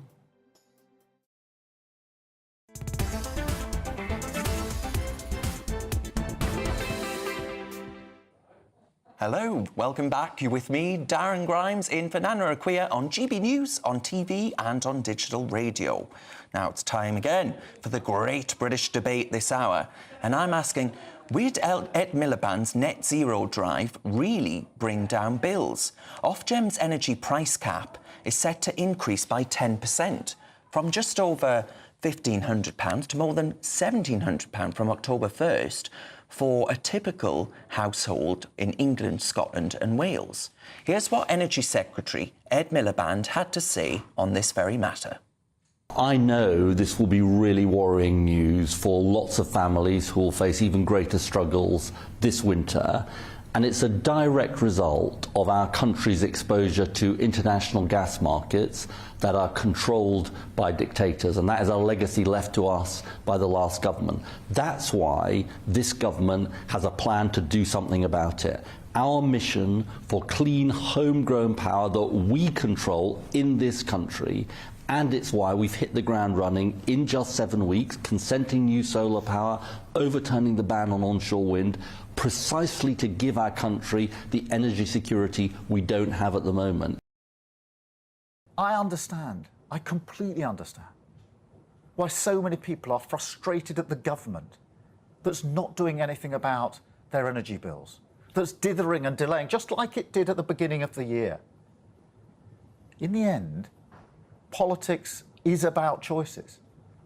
And this government is choosing to protect the profits of oil and gas companies, unexpected profits of oil and gas companies, rather than sticking up for and helping hard-working families and struggling businesses.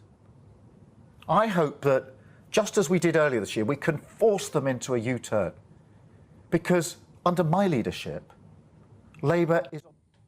Well, hey, I tell you what, Ed Miliband, talk about green zealot. It might as well be Greta Thunberg there. But let's remind ourselves of what Sir Keir Starmer had to say about energy bills going up only 2 years ago. That was him there in that clip. Now, for the great British debate, I'm going to ask the question, will Ed Miliband's net zero drive really drive down bills? You saw those two clips. You had Ed Miliband at the top there, then Sir Keir Starmer from 2022. That Ed Miliband clip was from yesterday, I believe. Now, Suzanne, I'm going to start with you because you've got a thing or two to say about this issue.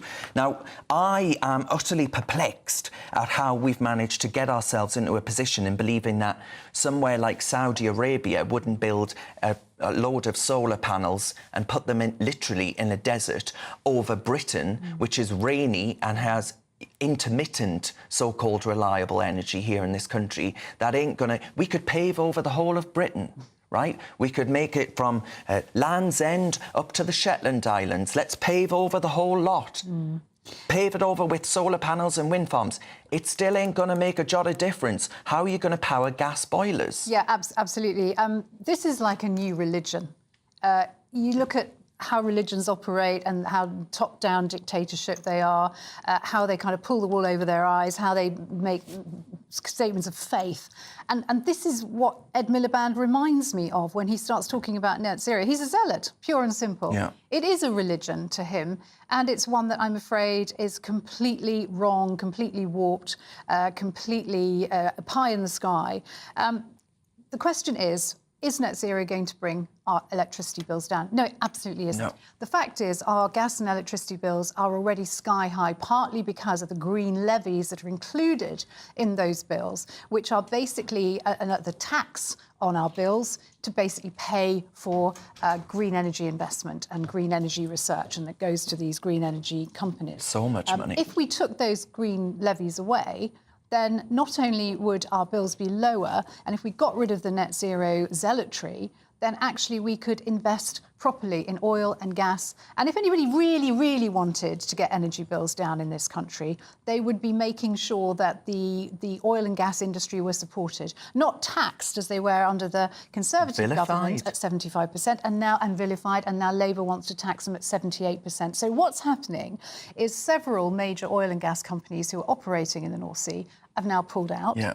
They're also talking about how they're not going to put any more investment into the North Sea because they're going off to Norway or to the US, where the governments are more open to actually having a sensible oil policy. I mean, Norway is not against green energy, but they recognise that there is wealth in the country that can support the economy, support the welfare system, so on and so forth, and that it's too soon to start removing all that infrastructure, because there's no way at the moment in this country that solar, wind, hydro can actually supply the UK's energy needs. And Ed Miliband to have the cheek to say that we are reliant on dictators because of that. Well, I'm sorry, he's just going to make it even worse by pulling funding for oil and gas. I couldn't agree more. And causing. Joan has written in, and Joan says Suzanne is so intelligent and sensible. She should have stood for the Reform Party. There you are, Suzanne for PM. Matthew Larzer, less for Nobody's PM. writing into Sash. No. I'll find one. We might get. I'm your favourite lefty. It's about as good as it gets. Oh, that's true. Robert, there is one question. Robert wrote it in, rather, with a question for you, Matthew. Mm-hmm. We still need oil and gas. I worked offshore for many years. Instead of us using our own massive reserves for new licences and all the rest, they've now been banned. Plus, the industry is expecting a tax rise come the budget. This will make investment in the North Sea not viable. I think companies will shut down current operational rigs, and that will result in the UK relying on President Putin for our energy needs. So are you and the Labour Party in hock to President Putin? Well, I mean, I think what we need is an energy mix. I mean, and so I personally... Well, that's not what Ed Miliband Well, he does, proposing. but because remember, the government is in favour of new nuclear power as well. It's not all about... It's about zero carbon power. How long is that going to take? Well, partly because the government is still in... The previous government only sort of got one started in the entire And how time. many did Tony Blair build? Well, the one that's being built at the moment was actually sanctioned by the Blair government. It was then paused because the Lib Dems in the coalition said no nuclear, and then it was kind of restarted. Mad. So, I mean, look, I personally... I mean, I used to work for Ed Miliband, but I personally declare my interest. But I personally believe, as do the big unions, the GMB and Unite, who represent North Sea oil workers and people in the rest of the energy sector, I believe that we probably should look to exploit sensible parts of the new North Sea capacity. So I'm not in favour of a blanket ban on licences. I think if it is going to make a difference that we're less reliant on foreign gas as we transition towards the net zero economy, and I'm very much I've always been very much in favour of nuclear power in the mix. So we need to get the nuclear power stations built. And yes, we also need wind farms and solar power as well. It's not going to be all of the answer, but we need that mix. One of our viewers, Suzanne, says Ed Miliband's career should have died with the Ed Stone. I was there. Were you there for I was the there Ed at the Stone? unveiling. It was above my pay grade, but I was. Did you make the Ed Stone? No, I don't mean you carved it. I mean, was it your idea?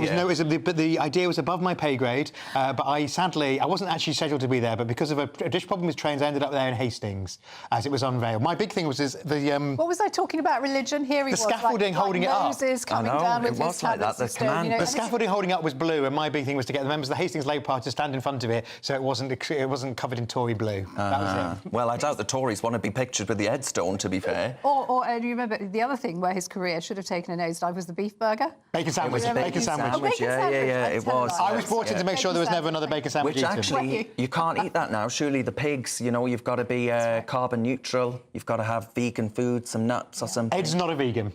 No, evidently not. If he's eating a bacon sandwich. Yeah. Well, I mean... The whole thing is really, really worrying. I foresee a sort of almost an Armageddon-style scenario. The kind of climate change people are trying to say that we're going to have Armageddon because of climate change. I'm afraid I think it's going to be the opposite. It's because of the net zero policies, as you say, before nuclear comes on stream, that we're going to be left no light, no heat. People are going to die because they're cold. People have. I think we've got to move towards greater energy security, and we shouldn't throw the baby out with the bathwater. But the move to net zero is important because tackling climate change is important. Well, look, in the 1990s, we had energy security, and we were a net export. Actually, we had energy in this country, and we're producing enough energy to export it around the world. Now, we're not in that position now. I wonder what's caused that. It doesn't take. I don't think it takes a brain surgeon to work that out. I really don't. Or a Greta Thunberg. Yeah. He's a lot taller. He's the tallest man ever to lead the Labour Party. Ed Miliband is. He's exactly the same height as me. Oh, well, there we are. OK, well, I'm sorry, I don't think your height has any relevance to It was just because I was thinking if Greta and Ed together would be quite a big gap. Sorry, forgive me, it's a Saturday afternoon. Are you going to get up there and spin one of those windmills whilst the wind's not blowing? The taller you are, the more hot exactly. air you come out. You could power the world, Matthew, power the world. All right, we'll leave that one there. Thank you very much to my partner, Matthew Larzer, and Suzanne Evans for being good sports. Now, folks, you're with me, Darren Grimes, on GB News, on TV and on digital radio. Coming up next, A lot of you are animated about this. Manchester Police have ordered officers to not decorate their uniforms during Pride. Do you agree with that? Don't go away.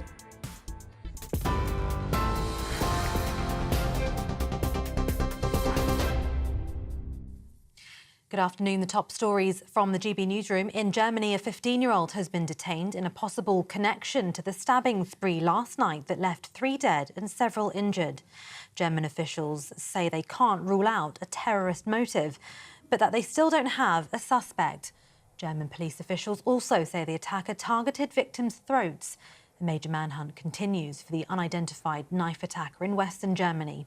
5 of those wounded are in a life-threatening condition after a man said to have begun attacking passers-by at random in a market square. A manslaughter investigation has begun into the sinking of a super yacht in Sicily, where British tech tycoon Mike Lynch and his teenage daughter Hannah lost their lives.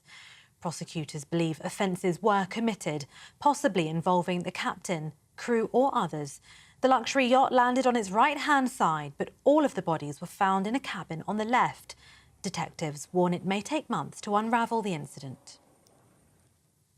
Former footballer and TV presenter Jermaine Jenas has apologised after sending inappropriate messages to 2 female colleagues. Jenas has been sacked as a pundit and presenter by the BBC, but maintains he's done nothing illegal.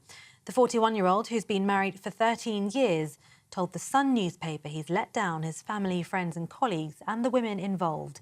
He says he's now seeking help.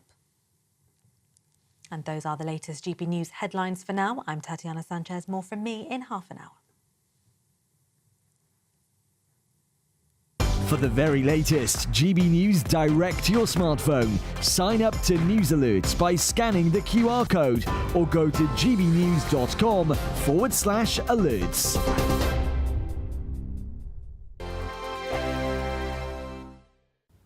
Hello there, welcome to your latest GB News weather from the Met Office. It remains changeable over the next 24 hours. Further showers and longer spells of rain, temperatures on the cool side, particularly under the cloud and rain. And looking at the bigger picture, low pressure generally in charge of our weather through the rest of the weekend. Weather systems pushing through on quite a brisk westerly breeze as well. The rest of Saturday we have blustery showers, particularly across the north and the west of the UK. Some of these will be heavy, most frequent across the northwestern parts of Scotland. Overnight, some clear spells developing in places. Driest weather always across central and eastern areas, but quite breezy. Temperatures on the fresh side, dropping down to around 9 to 11 Celsius, taking us into Sunday morning. But there'll be plenty of sunny spells across central and eastern areas. Cloud already thickening across the west. And if we zoom into Scotland, we can see northern and western parts of Scotland fairly cloudy, showery outbreaks of rain. Best of the sunshine towards Aberdeenshire first thing. That cloud approaching parts of Northern Ireland into southwest Scotland with outbreaks of rain, and the cloud extending through the morning into Wales and the West Country. Some sunny spells initially, but clouding over fairly quickly. Best of the sunshine across the Midlands, eastern and southeast England to start Sunday.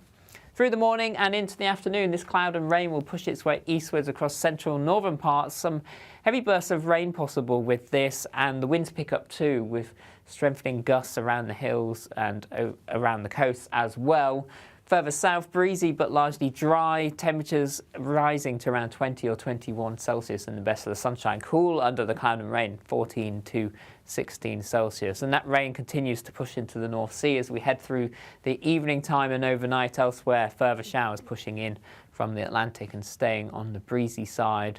But looking through next week, there's some improvement with the weather. We'll see temperatures lifting, perhaps as high as 26 to 28 Celsius by midweek. Join me, Camilla Tominey, for a frank and honest discussion with those in power that cuts through the spin and gets to the heart of the issues shaping our nation.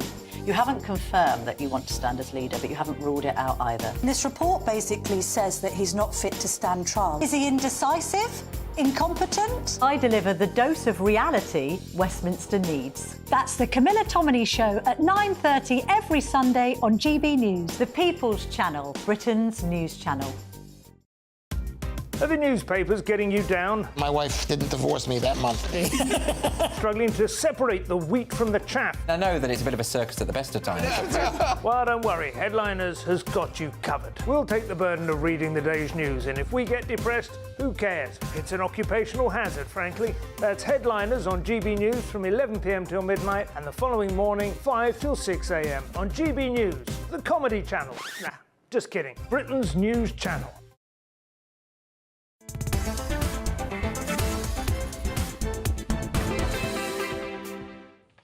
Welcome back. You're with Darren Grimes in for Nana Akua on GB News and on digital radio.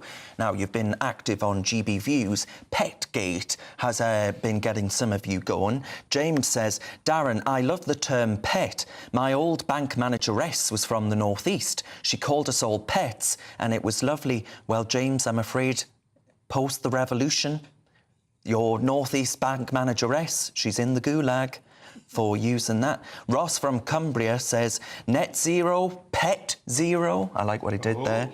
What's next? Wet zero? Well, Matthew Laza wouldn't be on the panel if that were the case. I mean, I think pets. I think people darling is a bit sort of patronising. What about love? It's fine because pet's kind of gender neutral. I call everybody darling. That's because you're very theatrical. If I can't remember their names, especially. All It's right. quite a good catch-all. Now, to get on to the actual Great British Debate, which isn't on Petgate, I'm asking the question, should police take part in local pride parades? Manchester police aren't taking part in Pride this year, with officers warned not to decorate their uniforms with any type of emblem or badge or flag. This is in a bid to maintain professional standards across the force. Now, this is an issue that's got a lot of you animated at home too. So for the Great British Debate, I'm asking, should the police take part in local pride parades? Well, joining me again, as you know, is political commentator Suzanne Evans and former Labour Party advisor Matthew Laza. Matthew, I'll start with you.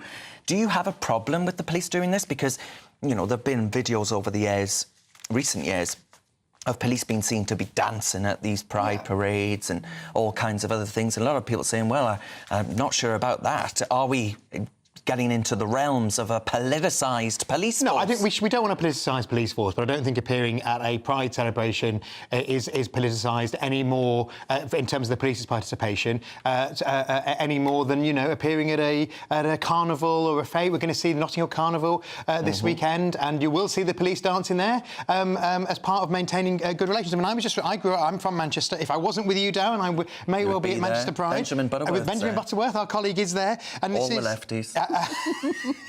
And the Tories will be marching. You know, the Greater Manchester Police, when I was growing up, the Chief Constable, the then notorious Chief Constable, James Anderton, said that, talking about HIV and AIDS, that homosexuals were swirling in a human cesspit of their own making. So the police force has had a lot of ground to make up in terms of rebuilding trust and rebuilding relations. I don't think people should be wearing police officers shouldn't be wearing explicitly political slogans if there's a particular, you know, demand. They should, you know, on an issue, sort of a particular political ask, as it were. No, a general participation in pride parades, and if, you know, somebody has a rainbow lanyard, I don't think it's the end of the world. I mean, Greater Manchester Force is getting a lot better, but it's had a lot more to worry about over the last few years than its participation in pride on one day of the year. All right. I mean, Suzanne, that the argument from viewers, though, is that actually we saw in London the police force took the knee to Black Lives Matter protesters, wearing those rainbow lanyards. A lot of people, especially this new horrible vomit-inducing pride flag that's been created over recent years, actually has come to stand for things like the mutilation of young children, for example. So that some people may well be of the view that actually to wear that rainbow lanyard is to take a position in and of itself. I think it is. It absolutely is, particularly, as you say, the new one, which has included the trans agenda, which many gay people who are very good friends of mine say, actually, well, that's not right. This is not about the trans issue, is completely different from homosexuality. Completely different. It shouldn't really have any part in that. And it's interesting. I think even some hardliners in the kind of LGBT plus whatever network are beginning to recognise that now, that in fact this is potentially harming their cause and is tending to row back from it, which I think is a very good thing. Because as you say, ultimately we have seen children abused and mutilated as a result of this philosophy. And I think it's going to be a massive scandal in years to come. It's already coming out like that, and I think it's just going to snowball and get worse and worse, actually. It's dreadful what's been done. As far as Greater Manchester Police are concerned, I think this is absolutely the right decision. Do you buy into what Matthew said, though, about actually in the past mistakes have been made, so maybe this is rectifying? I do buy into that, and I was horrified when Matthew said what the police had said. I mean, that's just unforgivable, really. But there's a limit, isn't there, to how much you can keep flagellating yourself and apologising constantly. You have to take a view for the here and now, and ultimately policing should not be politicised. And I don't think police should be participating in demonstrating in the way that they do with Pride. They shouldn't be taking part in any other protest. They're there to police it, that's all, not to join in. Now, the reason a lot of viewers are getting involved in this, Matthew, they're saying, well, actually, we're already witnessing the fragmentation of Britain, right, where they say that actually there's a two-tier police network service or policing, and that actually the way to rectify that is to strip it back, get back to basics. Was that a John Major line? It was. It didn't end well for John Major. It didn't. You're too young to remember that. Yeah, well, yeah. And I was just born. And well, back then, the police weren't known to be associated with political movements.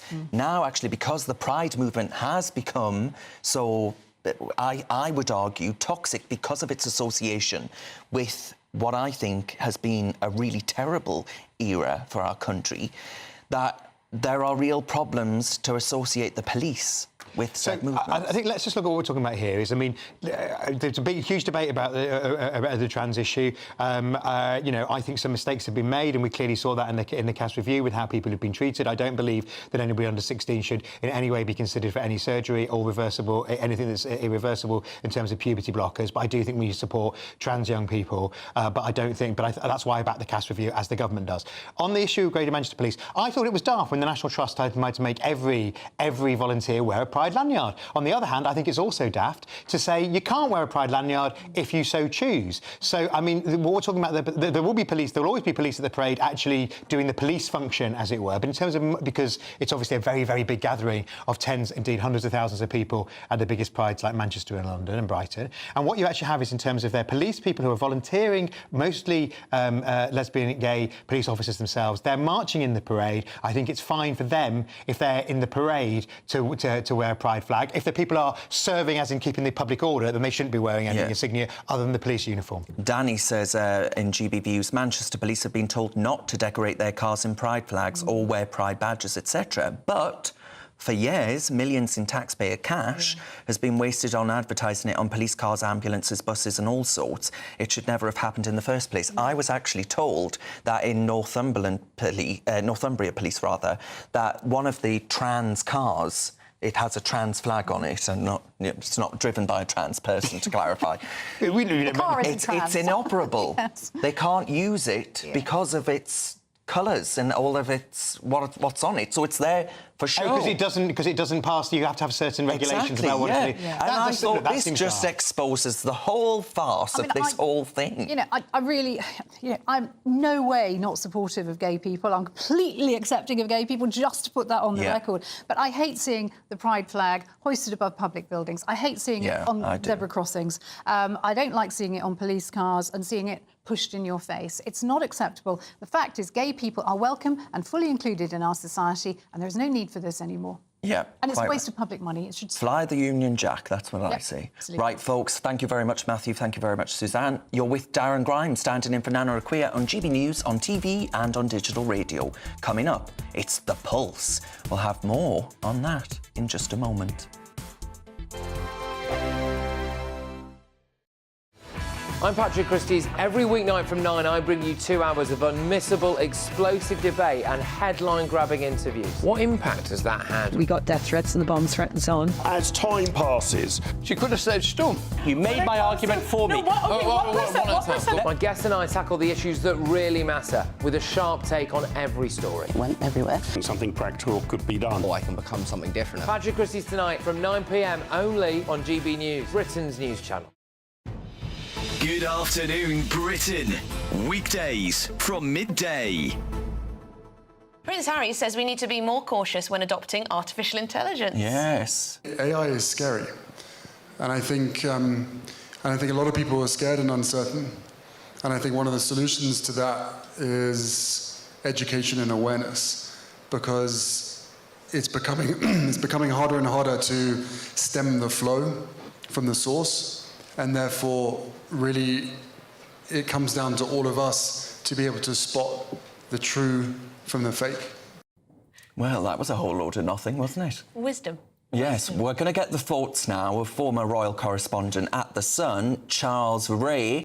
Well, I have to say, I actually agree with Harry and anyone else who says that we have to be cautious about things that appear on social media. Disinformation and fake news is a controversial topic because who is the ultimate arbiter of truth and fact? So do you trust Harry to determine? Well, I don't trust Harry to determine that, no. They never actually say what they want, though, in terms of social media and things. I mean, do they actually have an idea of what the online media landscape should look like? I mean, there's clearly a veiled attack on Elon Musk and the like, but do they just want anything nasty off there? Do they just want things that, you know, are then proven to be untrue at some point off there? You know, it's easy to stand and say, I want the online world to be safer and it to be less nasty and for there to be less untruths on there. Yeah. It's much more difficult, as we found out in this country and every other country, to actually work out what the policy looks like. You're absolutely right, Emily, that it's all very well everybody jumping on the bandwagon and saying, oh, we've got to clamp down on social media. Like, I'm suggesting that as well. But,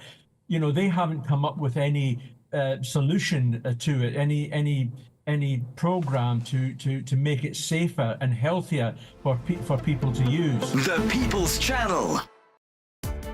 Welcome to State of the Nation, daily plunge into the stories shaping our country.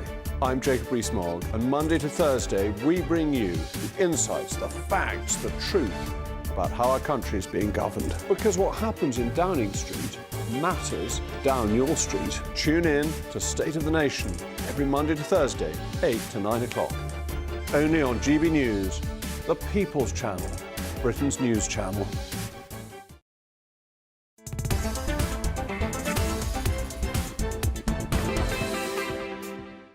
Welcome back. You're with Darren Grimes on GB News on TV and on digital radio in for Nana Akua.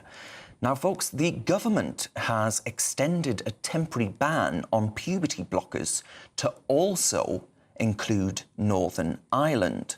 The drugs work by suppressing the release of hormones and can be prescribed to children questioning their gender from a very young age.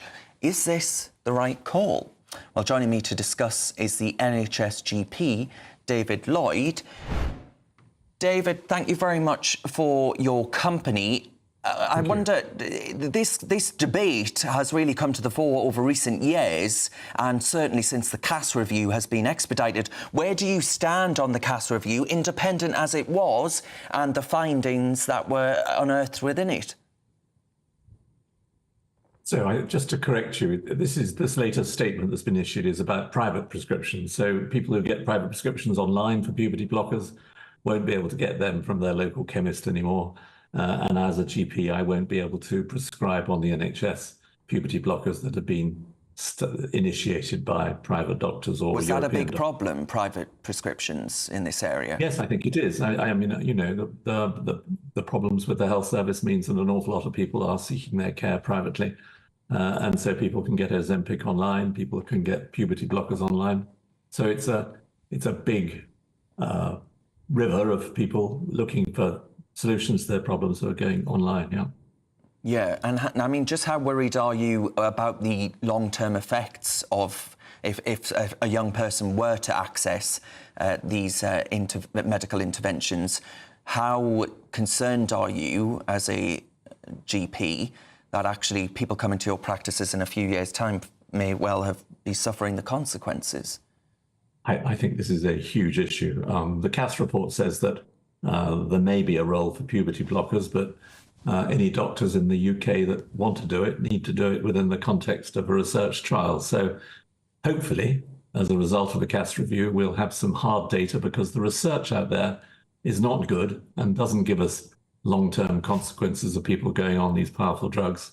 And then the sort of assumption is that when the time comes, you'll move from gender-blocking drugs up to drugs that actually help change your sex. So it's a very complicated issue, and I think my view is like everybody else's. If you are a young person, do you have the capacity to make these incredibly important decisions about your life? I could, if a 12-year-old comes in and sees me and says, I'd like to go on a contraceptive pill, and I deem them so-called Fraser competent, that's within my powers, and I can do that and help them get the contraception they need without having to involve their parents. But I think it's a next level up when you're talking about gender issues.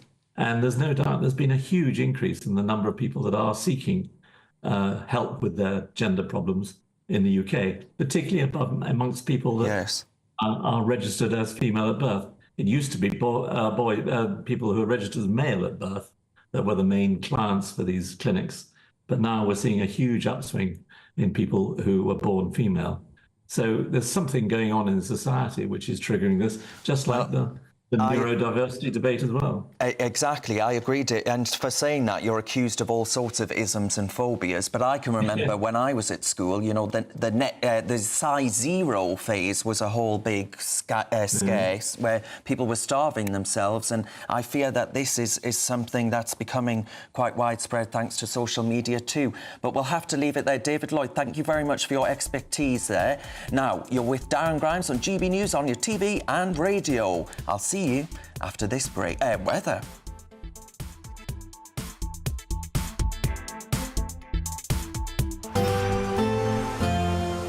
A brighter outlook with Box Solar, sponsors of weather on GB News. Hello there, welcome to your latest GB News weather from the Met Office. It remains changeable over the next 24 hours. Further showers and longer spells of rain, temperatures on the cool side, particularly under the cloud and rain. And looking at the bigger picture, low pressure generally in charge of our weather through the rest of the weekend. Weather systems pushing through on quite a brisk westerly breeze as well. The rest of Saturday we have blustery showers, particularly across the north and the west of the UK. Some of these will be heavy, most frequent across the northwestern parts of Scotland. Overnight, some clear spells developing in places.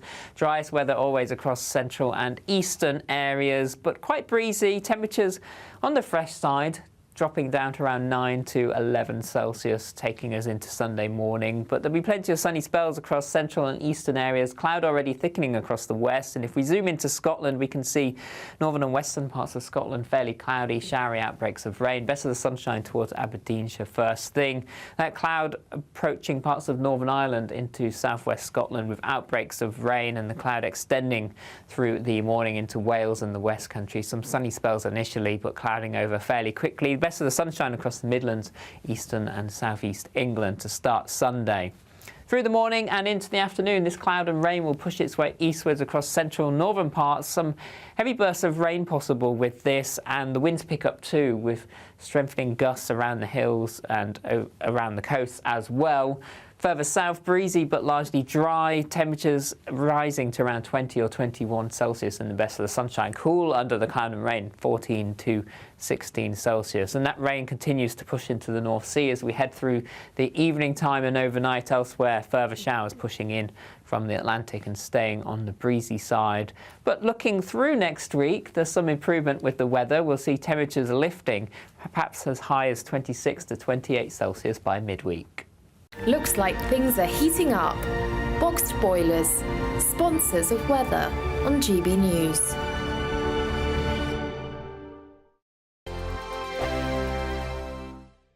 It's the final week to see how you could win an incredible £30,000 in cash. It's extra cash that could really make a difference to your coming year. You could find yourself on that holiday you've always wanted to take, buy that treat that always seemed out of reach, or just send some of those day-to-day financial stresses packing. Time is ticking. Get your entry in now. For another chance to win £30,000 in tax-free cash, text CASH to 63232. Text costs £2 plus one standard network rate message. You can enter online at gbnews.com/win. Entries cost £2. Or post your name and number to GB07, PO Box 8690, Derby DE1 9TT. UK only. Entrants must be 18 or over. Lines close at 5 p.m. on the 30th of August. Please check the closing time if listening or watching on demand. Good luck. We're proud to be GB News, the People's Channel, and as you know, we always love to hear your views. Now, there's a new way of getting in touch with us at gbnews.com/your say. By commenting, you can be part of a live conversation and join our GB News community. You can even talk to me, Bev Turner, or any of the members of the GB News family. If you want your news to be straight talking... This is a nightmare for the Conservatives again. Down to earth. It's not just Nottingham where this is happening, is it? And most importantly, honest. Hard-working, middle-class taxpayers, they'll get their book thrown at them. They catch me, Martin Daubney, Monday to Friday, 3 till 6 p.m. on GB News, Britain's news channel. Every Saturday, 10 till 12, we'll bring you all of the news that you need to know. We'll also remind you that there is so much to smile about. It's my favourite time of the week. I get to relax, enjoy some light-hearted stories, and let Ellie teach me about fashion too. That's Saturday Morning Live, every Saturday, 10 till 12. Only on GB News, Britain's news channel. I'm Patrick Christie's. Every weeknight from 9, I bring you 2 hours of unmissable, explosive debate and headline-grabbing interviews. What impact has that had? We got death threats and the bomb threats on. As time passes, she could have said stump. You made my argument for me. My guests and I tackle the issues that really matter with a sharp take on every story. It went everywhere. Something practical could be done. Or I can become something different. Patrick Christie's tonight from 9 p.m. only on GB News, Britain's news channel. Are the newspapers getting you down? My wife didn't divorce me that month. Struggling to separate the wheat from the chaff? I know that it's a bit of a circus at the best of times. Well, don't worry, Headliners has got you covered. We'll take the burden of reading the day's news, and if we get depressed, who cares? It's an occupational hazard, frankly. That's Headliners on GB News from 11 p.m. till midnight, and the following morning, 5 till 6 a.m. on GB News, the comedy channel. Nah, just kidding. Britain's news channel.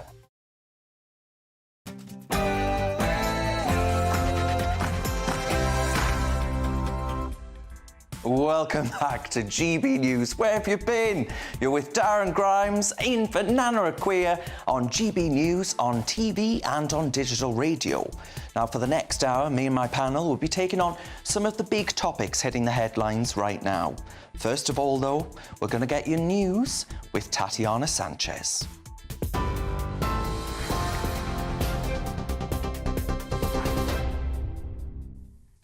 Darren, thank you and good afternoon. The top stories. In Germany, a 15-year-old has been detained in a possible connection to the stabbing spree last night that left 3 dead and several injured.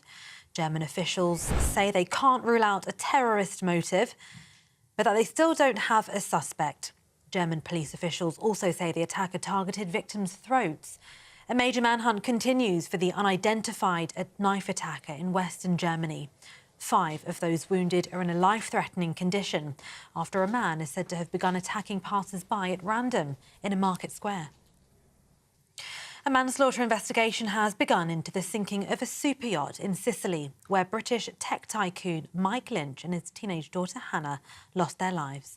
Prosecutors believe offences were committed, possibly involving the captain, crew, shipbuilder or others. The luxury yacht landed on its right-hand side, but all of the bodies were found in a cabin on the left. Detectives warn it may take months to unravel the incident. Jermaine Jenas has apologised after sending inappropriate messages to 2 female colleagues. The former footballer's been sacked as a pundit and presenter by the BBC, but maintains he's done nothing illegal. The 41-year-old, who's been married for 13 years, told the Sun newspaper he's let down his family, friends, colleagues and women involved. He says he's now seeking help. This is completely on me. I am 100% in the wrong and I accept full responsibility for that. And it's something that obviously I need to address and look at myself. The family situation is the things that first is at the forefront of my mind that I'm trying to just piece back together. But I've also got to be able to kind of look myself in the mirror and understand where I've gone wrong, and understand that this is on me, it's not anybody else, there's nobody else to blame here. Robert F. Kennedy Jr. has suspended his independent presidential bid and will instead be backing former US President Donald Trump. However, some of his family say the decision is a betrayal of their values, calling it a sad ending to a sad story. The nephew of former President JFK joined the Republican nominee on stage at an event in Arizona. Trump claims the Democrats want to arrest and silence their political rivals. His candidacy has inspired millions and millions of Americans, raised critical issues that have been too long ignored in this country, and brought together people from across the political spectrum in a positive campaign grounded in the American values of his father, Robert Kennedy, a great man, and his uncle, President John F. Kennedy. And I know that they are looking down right now, and they are very, very proud of Bobby. I'm proud of Bobby, you want to know the truth? Back home, detectives investigating a fatal house fire in Bradford have made more arrests overnight. A mother and her 3 young children died after their home was reportedly set on fire on purpose on Wednesday morning. 2 men aged 36 and 45 are now in police custody on suspicion of murder, whilst a 39-year-old man arrested at the scene remains critically ill in hospital. Police are appealing for information as they continue their investigation. Now, pressure's growing on the government to overturn plans to scrap the winter fuel payment. Pensioners who don't receive pension credits or other benefits will miss out on up to £300 of support. It comes after the regulator Ofgem put up the price cap, meaning the average annual energy bill will rise by £149 from October.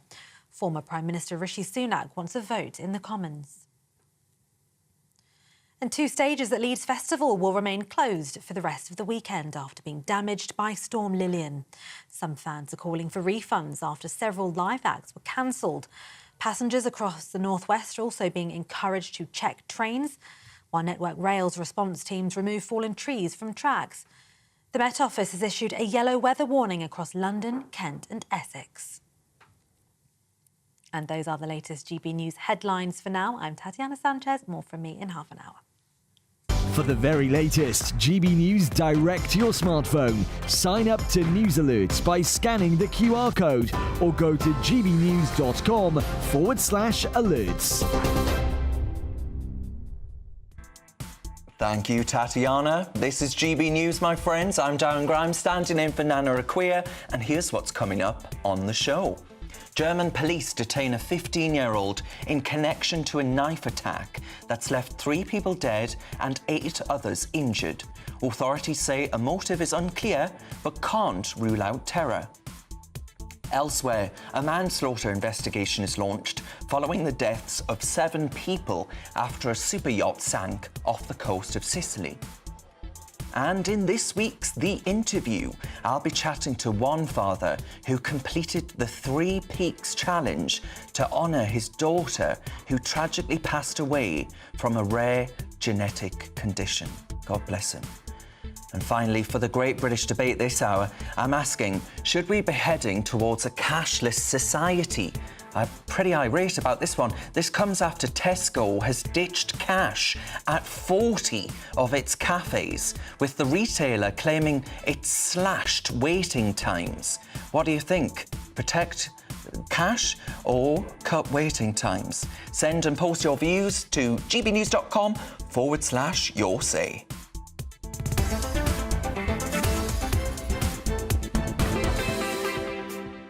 Now, to our top story. German police have detained a 15-year-old wanted in connection with a mass stabbing in Western Germany yesterday night. 3 people died and 8 others were injured in what is a brutal attack at a music festival. A motive for the attack is still not clear, but the authorities haven't ruled out a terror-related motive. The counter-terrorism expert, Dr. Hans-Jakob Schindler, spoke to us earlier. The knife crime, you had that discussion in the UK as well, is on the rise. And of course, it is one of the systematics that both ISIL as well as Al-Qaeda are asking their supporters in Europe to conduct attacks with, because it is very, very, very hard for the security forces to prevent such attacks. There's hardly any communication beforehand, if there's any. And getting the weapon, a knife, is really not something that is very obvious or puts anyone in danger of being discovered. Yeah. Now, I mean, to what extent then would people across the continent going out to music festivals and all these other things, is there a real fear factor now? We had an incident, for example, at Wembley immediately after the attacks that were unmasked, or a potential attack rather, in Vienna at the Taylor Swift concert. Now, a lot of people were scared, actually, saying they were fearful of going to Wembley to see Taylor Swift perform here in London. To what extent is this just becoming part and parcel of everyday life, a fear of what may happen at events such as these? The events last night and the events surrounding the Taylor Swift concerts in Vienna are very different. So in Taylor Swift's case, we are talking about an organized, multi-pronged attack that was prepared with explosive devices. So this is the classic terrorism methodology that Al-Qaeda used all through the 1990s and early 2000s. The fact that terror organizations are now reverting to these more complex attempts, and there were multiple arrests in Germany and France and Belgium in the run-up to the European Union, the European Football Championship and the Olympics, the fact that they are now are able to do that is really an expression or the reaction to terrorist organizations in their key areas, Afghanistan, the Middle East, West Africa, having far more breathing space, because since 2019, we've subsequently reduced our military engagement in these areas. Yeah, that was our expert there in Germany, Dr. Hans-Jakob Schindler, who I spoke to earlier today. Now, folks, a manslaughter investigation has been launched after a super yacht sank off the coast of Sicily. The disaster claimed 7 lives, including the British tech tycoon Mike Lynch. Now, he had only just been cleared of a really quite big court case, and his 18-year-old daughter, Hannah, lost her life too. Now, prosecutors believe offences were committed, possibly involving the captain, crew, the shipbuilder, or others. Detectives warn that it may take months to unravel the incident. Well, joining me now to dissect this further is the Italian journalist Alina Trabetatoni. Now, thank you very much, Alina, for your company. Are you there right now? Because that looks awfully similar to the view that we saw. You are? I'm not actually there. I'm near southern Italy. I'm across the strait from Sicily. So I'm not in Sicily, but I am in a portal area. Yes. Similar to the one where the incident took place. And how unprecedented, then, is this kind of event to take place with such a formidable beast of a yacht? Well, I would say it's the first time I've ever heard of anything like this happening, and not only in Italy, I think across the world, these sort of situations are extremely rare and, of course, tragic, absolutely tragic. Yeah, and the investigation that's going to unfold, are you hearing anything on what the predicted timeline of such an investigation is? Because there's an awful lot to actually dissect and interrogate. Absolutely. Well, prosecutors were very clear in saying that it's going to take a long time, months, but I think months is very optimistic, because generally speaking, in Italy, criminal court cases can last for many years, even as long as 5-10 years, going through the various stages of appeal. What the situation is at the moment is that no one has been officially placed under investigation. The prosecutors have said they're investigating negligent manslaughter and also negligent shipwreck. But they have said this could change during the course of the investigation. And of course, they're trying to work out exactly what happened. Obviously, they've said they're going to use satellites, but the big, important piece of evidence is currently sitting 57 meters below sea level. So until they get the wreck up out of the water, nothing conclusive can actually be reached in terms of results of this investigation. And there's something being said, isn't there, about the fact that the bodies were found on the left of the ship, but the ship went over on the right? Absolutely. It was shocking. The big things that came out of today's news conference, which was quite extraordinary because Italian prosecutors usually do not hold press conferences on ongoing investigations. But what came out was the victims were officially named, which hadn't happened in past days. There'd been a lot of, off-the-record information being provided on the ground. 2 of the victims had been identified, but the entire 7 missing people had not been identified one by one. And unfortunately, also the very tragic last minutes were laid out by prosecutors as well.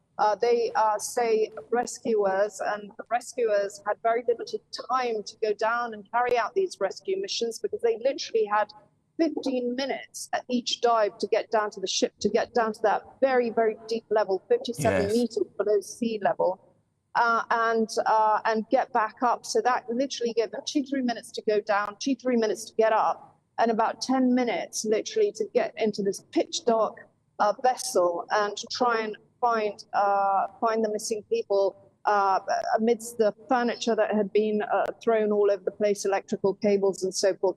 And they found 5 people in a cabin on the left-hand side of the vessel and 1 person, the youngest victim, on the right-hand side of the vessel. And they said they were all positioned in a way that they were found in cabins that were further up the ship, the last cabins to actually go down. So they were searching for pockets of air, which obviously everyone had actually hoped and prayed that they had found pockets of air and would be rescued alive.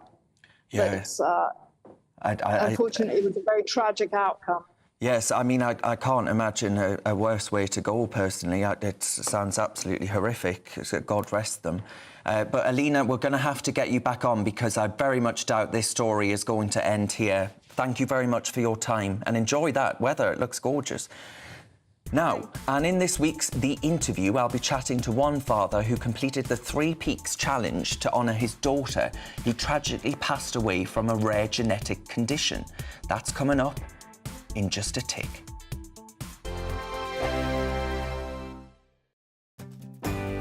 I'm Stephen Dixon, and thanks for joining us on GB News, Britain's news channel. Good afternoon, Britain. Your lunchtime update on the stories that matter across the UK. From breaking news and insightful analysis, inspiring stories and lively debates. You're comparing yourself to a former Prime Minister. Which is it? Stay informed, stay updated, stay entertained. I just don't know how anyone would not want to be there. Every weekday from midday. We are Good Afternoon Britain, only on GB News. Britain's news channel. GB News Breakfast, every day from 6 a.m. Prince Harry also revealed that he wouldn't bring his wife Meghan Markle back to the UK over safety concerns. Let's talk to royal correspondent Michael Cole. Good morning, Stephen. Good morning, Ellie. I mean, they live in California. I'm not sure what the murder rate is there, but that's a more dangerous place than Britain's at any time of the day. And of course, he compromised his own safety when he said in his book, Spare, his autobiography, which was Ghost Britain, that he'd personally killed 25 Taliban when he was serving with the British Army in Afghanistan. Well, that painted a target for life on the back of himself and his family, which was a very unwise thing for him to do. The other thing which struck me, it was that he invoked the name of the late Queen, saying that he'd had several conversations with his grandmother, and she'd been very, very supportive in his battle. He sees himself, and it's a word he's used, as a dragon slayer against the popular press, the tabloid press, and he's continuing with that. Of course, his brother, Prince William, has settled, but also in the programme was Hugh Grant. Now, Hugh Grant also has settled, as indeed did I, when I received an apology from News Group. I believe in a free and unfettered press. Newspapers are having a bad time at the moment, losing circulation, losing advertising. Young people don't read newspapers. And so I felt that the right thing to do was to settle. I didn't want to take punitive action against newspapers. GB News, the People's Channel. I'm Arlene Foster on GB News, Britain's news channel.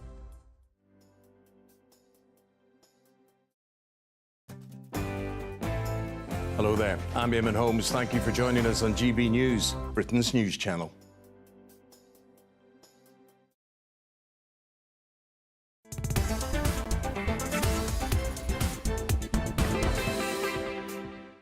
Welcome back. You're with Darren Grimes in for Nana Akua on GB News on TV and on digital radio. Thank you for your company. Now, it's time for the interview. Last October, a family were dealt a bitter blow when their 3-year-old daughter passed away after suffering from a rare genetic condition. Luna Rose Vince, suffered with severe disabilities before she tragically passed away in her sleep. Now, her father, Matt Vince, a hero of a man, has just completed an incredible challenge. He completed a 450-mile bike ride across England, Wales and Scotland for charity, raising £32,000 so far. This is what he and his team had to say. Thank you. Well, we thank you too. I'm pleased to say that Matt Vince joins me now.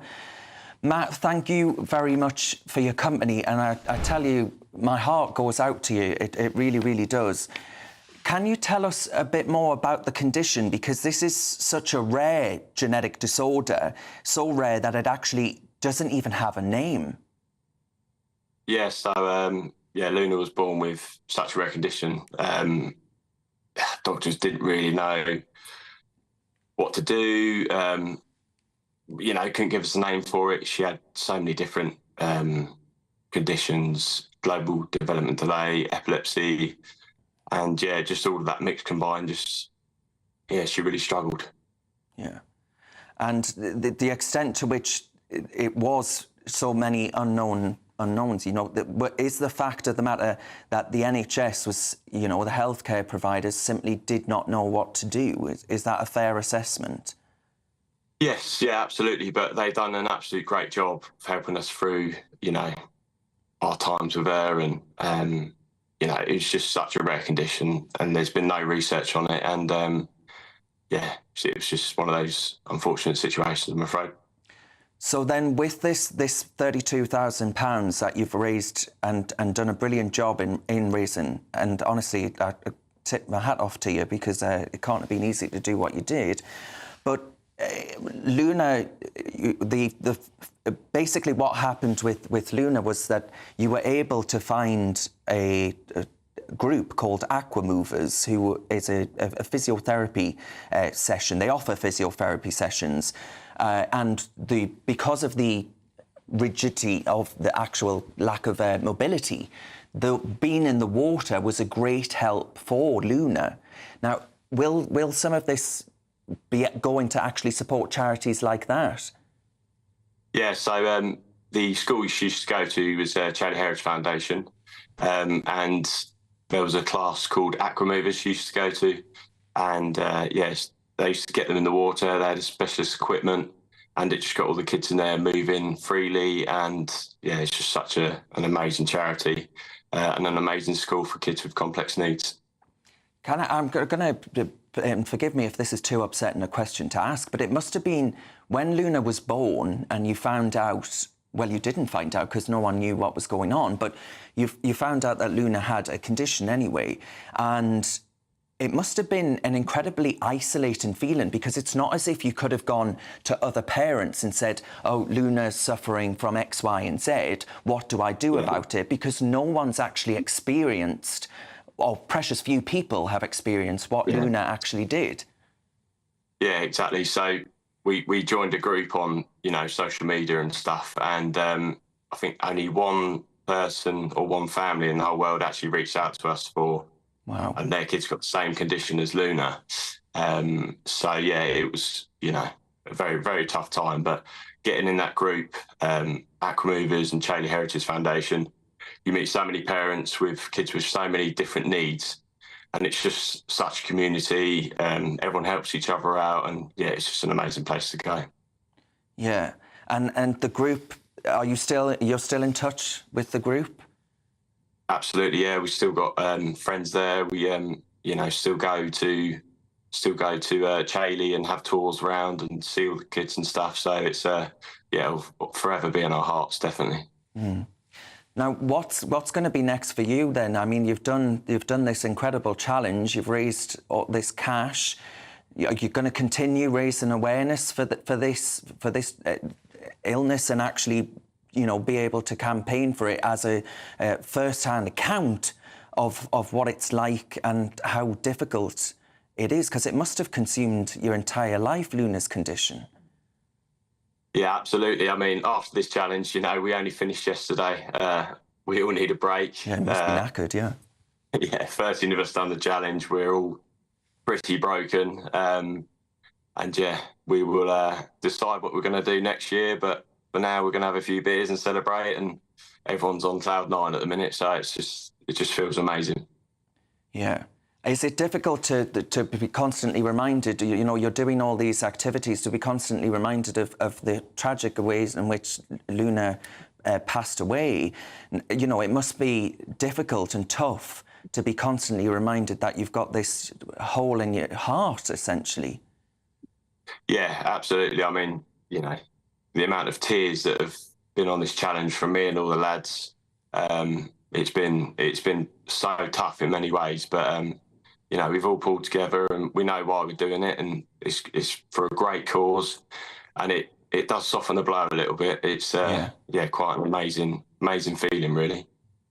And how do you know all these lads then? Tell us a bit about their involvement. So it's friends from school, friends from the gym I go to, my cousin down from West Country. We've battled all conditions, as you can see. Yeah, good Lord, yeah. We have had the worst weather going. I think the worst day we had 2 hours sleep because all our tents blew away. All the fields got flooded. We slept in a barn. We had 2 hours of sleep, and then we had an 18-hour day, so we had to ride 100 miles, and then so we climbed Scarfield first, then had to ride 100 miles. We're all absolutely exhausted, but it's just been so worth it. It's just been amazing experience, and I just can't thank you boys enough. Yeah, it must have been incredibly moving, actually, knowing that they wanted to be on this journey with you and raise the money for such a laudable endeavour. Absolutely. I never asked any of these boys to do it with me. They've all stepped up and said they want to do it with me, and I can't thank you enough. Moving forward then, I mean, what would you like to see happen? Do you think there is enough awareness and support, not necessarily even just isolated to Luna's condition, which, as you've mentioned, is so incredibly rare, but is there enough help and support for parents generally when it comes to children being born with such difficulty? No, I don't think there is at all. Becoming first-time parents is hard enough, or becoming parents the second time, third time's hard enough. But I just think when you have a disabled child, what you have to go through is just completely out of this world. You're so isolated, you don't know what to do. I just think there needs to be 100% more support for families that are going through what we went through. So yeah, I mean, I'd love to campaign for something that can help them families as well, because it is a scary time. And Matt, if people want to actually support what you've done and support the cause, how can they do so? So we've got a Instagram page, which is Remember Luna Rose, and a Just Giving page. If anything you can donate, rememberluna.com will take you straight to the Just Giving page, and that will tell you about our story and what we've done. And yeah, anything you can give would be amazing. That would be, yeah, so appreciated. So that link again, rememberluna.com. And, you know, honestly, my heart goes out to you. It really, really does. I just can't imagine what it must have been like and to wake up to that realisation. But what a beautiful, beautiful little girl. And well done you. And thank you for doing what you do, because, you know, you've been through the ringer. And all those lads are heroes as well, actually, for joining you on that journey. Absolutely. Yeah. Absolutely. Yeah, and thanks so much for your time. I really appreciate it. Thank you very much for your time and telling us about Luna Rose. That's Matt Vince there, who has just completed the most incredible of challenges in the name of raising awareness for what Luna Rose went through throughout her short life. God rest her. Right, joining me is the political commentator Suzanne Evans and the former Labour Party advisor Matthew Larser. Suzanne, you're involved with charitable work, aren't you? Yeah, I founded a charity called Lipedema UK, which again is a genetic condition. It's a fat disorder. It affects mostly women, although it can be passed on by men as well. And it basically makes you fat very much below the waist, and there's nothing you can do about it. Diet and exercise can actually make it worse. Right. And yet people don't recognise this. So again, it's I was going to say a rare condition. It's known about rarely. It's actually quite common. We don't exactly know how many women suffer from it, but some estimates suggest as many as 1 in 10. I think personally it's more like 1 in 20. But of course, women face a lot of discrimination because nobody likes fat people. No. And they suffer horribly, particularly at the hands of medics as well. So what he's done is absolutely incredible. I was going to ask, are you going to be following him up the 3 peaks? Yeah, no, I don't think so. No, he's incredible, isn't he, to have done that? It's an incredible story, isn't it? Yeah. Matthew, how do we make this work? Because actually the NHS has limited resources, right? How do you actually allocate and help people in that position? Because he says for years he just felt, for the first 2 years at least, so lonely and isolated. That must be an incredibly awful feeling. I think that's a bit, must be the worst feeling of all, because you feel completely isolated if you've got if you've got a child, or you yourself or your partner is suffering from such a rare condition. And I think it's one of the things the NHS hasn't been great at, is because obviously people don't see those conditions. Let's hope that, when in an age where information is passed more easily, there's a better way of people, if they don't know the answer, of medics keeping on asking down the chain. I think too much in the NHS people have been scared of asking questions historically, haven't they, and saying, I don't know. Sometimes saying, I don't know, but let's keep asking, and eventually people will find out and give the support that parents and families need. Yeah. The group that helped them, this Aqua Movers group, sound incredible. Absolutely. Do you think actually the solution, these kinds of groups, is supporting these independent little groups? They're so important. They're sort of lifeblood to parents who are going through this kind of time. Yeah. Parents with an understanding of what it's like to raise a child with such a condition. Absolutely. I know for my own charity, the women that we support, they very much like getting together to discuss their experiences. And I think when you've gone through something as utterly tragic as losing a child, that becomes all the more important. Absolutely. Yeah. Absolutely. Support groups are so important. And it's, although one person reached out to them on social media, that's one person they didn't have before, and that started the connection. So never think you're alone. There is somebody out there who will be able to help, who's sadly been through what you've been through, but can help you through your journey. I mean, incredible, actually, that one person, they managed to... social media has its negatives, but it does have its positives, doesn't it? All right, thank you very much to the panel there. We'll be coming back to them shortly. Now, you're with me, Darren Grimes, standing in for Nana Akua on GB News, on TV and on digital radio. Still to come, should society go cashless? This is after Tesco cafes have done that. You'll hear my thoughts and the thoughts of my panel, Suzanne Evans and Matthew Larser. First of all, though, we're going to get the news with Tatiana Sanchez.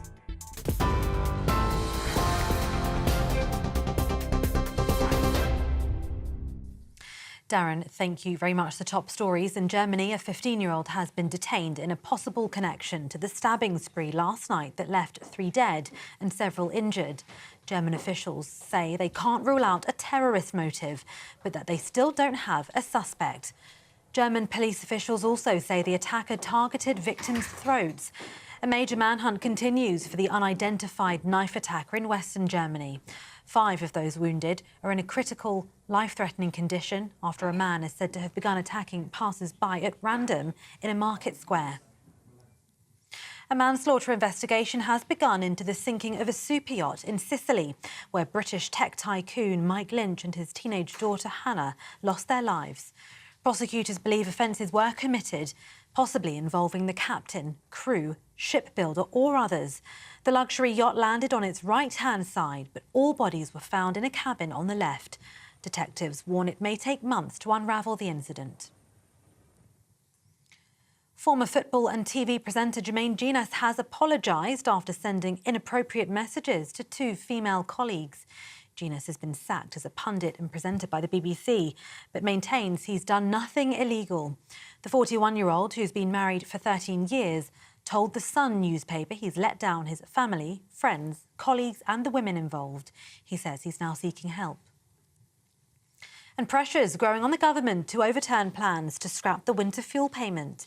Pensioners who don't receive pension credits or other benefits will miss out on up to £300 of support.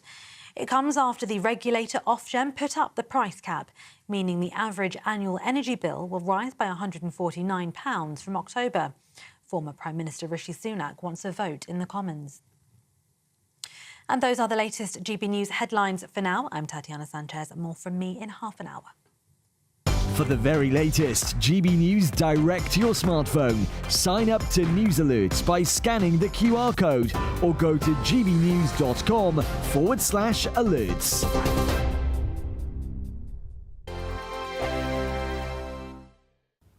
Hello there, welcome to your latest GB News weather from the Met Office. It remains changeable over the next 24 hours. Further showers and longer spells of rain, temperatures on the cool side, particularly under the cloud and rain. And looking at the bigger picture, low pressure generally in charge of our weather through the rest of the weekend. Weather systems pushing through on quite a brisk westerly breeze as well. The rest of Saturday we have blustery showers, particularly across the north and the west of the UK. Some of these will be heavy, most frequent across the northwestern parts of Scotland. Overnight, some clear spells developing in places. Driest weather always across central and eastern areas, but quite breezy. Temperatures on the fresh side, dropping down to around 9 to 11 Celsius, taking us into Sunday morning. But there'll be plenty of sunny spells across central and eastern areas. Cloud already thickening across the west. And if we zoom into Scotland, we can see northern and western parts of Scotland fairly cloudy, showery outbreaks of rain. Best of the sunshine towards Aberdeenshire first thing. That cloud approaching parts of Northern Ireland into southwest Scotland with outbreaks of rain, and the cloud extending through the morning into Wales and the West Country. Some sunny spells initially, but clouding over fairly quickly. Best of the sunshine across the Midlands, eastern and southeast England to start Sunday. Through the morning and into the afternoon, this cloud and rain will push its way eastwards across central and northern parts. Some heavy bursts of rain possible with this, and the winds pick up too, with strengthening gusts around the hills and around the coast as well. Further south, breezy but largely dry, temperatures rising to around 20 or 21 Celsius in the best of the sunshine. Cool under the cloud and rain, 14 to 16 Celsius. And that rain continues to push into the North Sea as we head through the evening time and overnight elsewhere. Further showers pushing in from the Atlantic and staying on the breezy side. But looking through next week, there's some improvement with the weather. We'll see temperatures lifting, perhaps as high as 26 to 28 Celsius by midweek. I'm Michael Portillo. This is GB News, the People's Channel, Britain's news channel. Every Saturday, 10 till 12, we'll bring you all of the news that you need to know. We'll also remind you that there is so much to smile about. It's my favourite time of the week. I get to relax, enjoy some light-hearted stories, and let Ellie teach me about fashion too. That's Saturday Morning Live, every Saturday, 10 till 12. Only on GB News, Britain's news channel. I'm Tom Harwood. This is GB News, Britain's news channel. We're Proud to be GB News, the People's Channel. And as you know, we always love to hear your views. Now, there's a new way of getting in touch with us at gbnews.com/your say. By commenting, you can be part of a live conversation and join our GB News community. You can even talk to me, Bev Turner, or any of the members of the GB News family.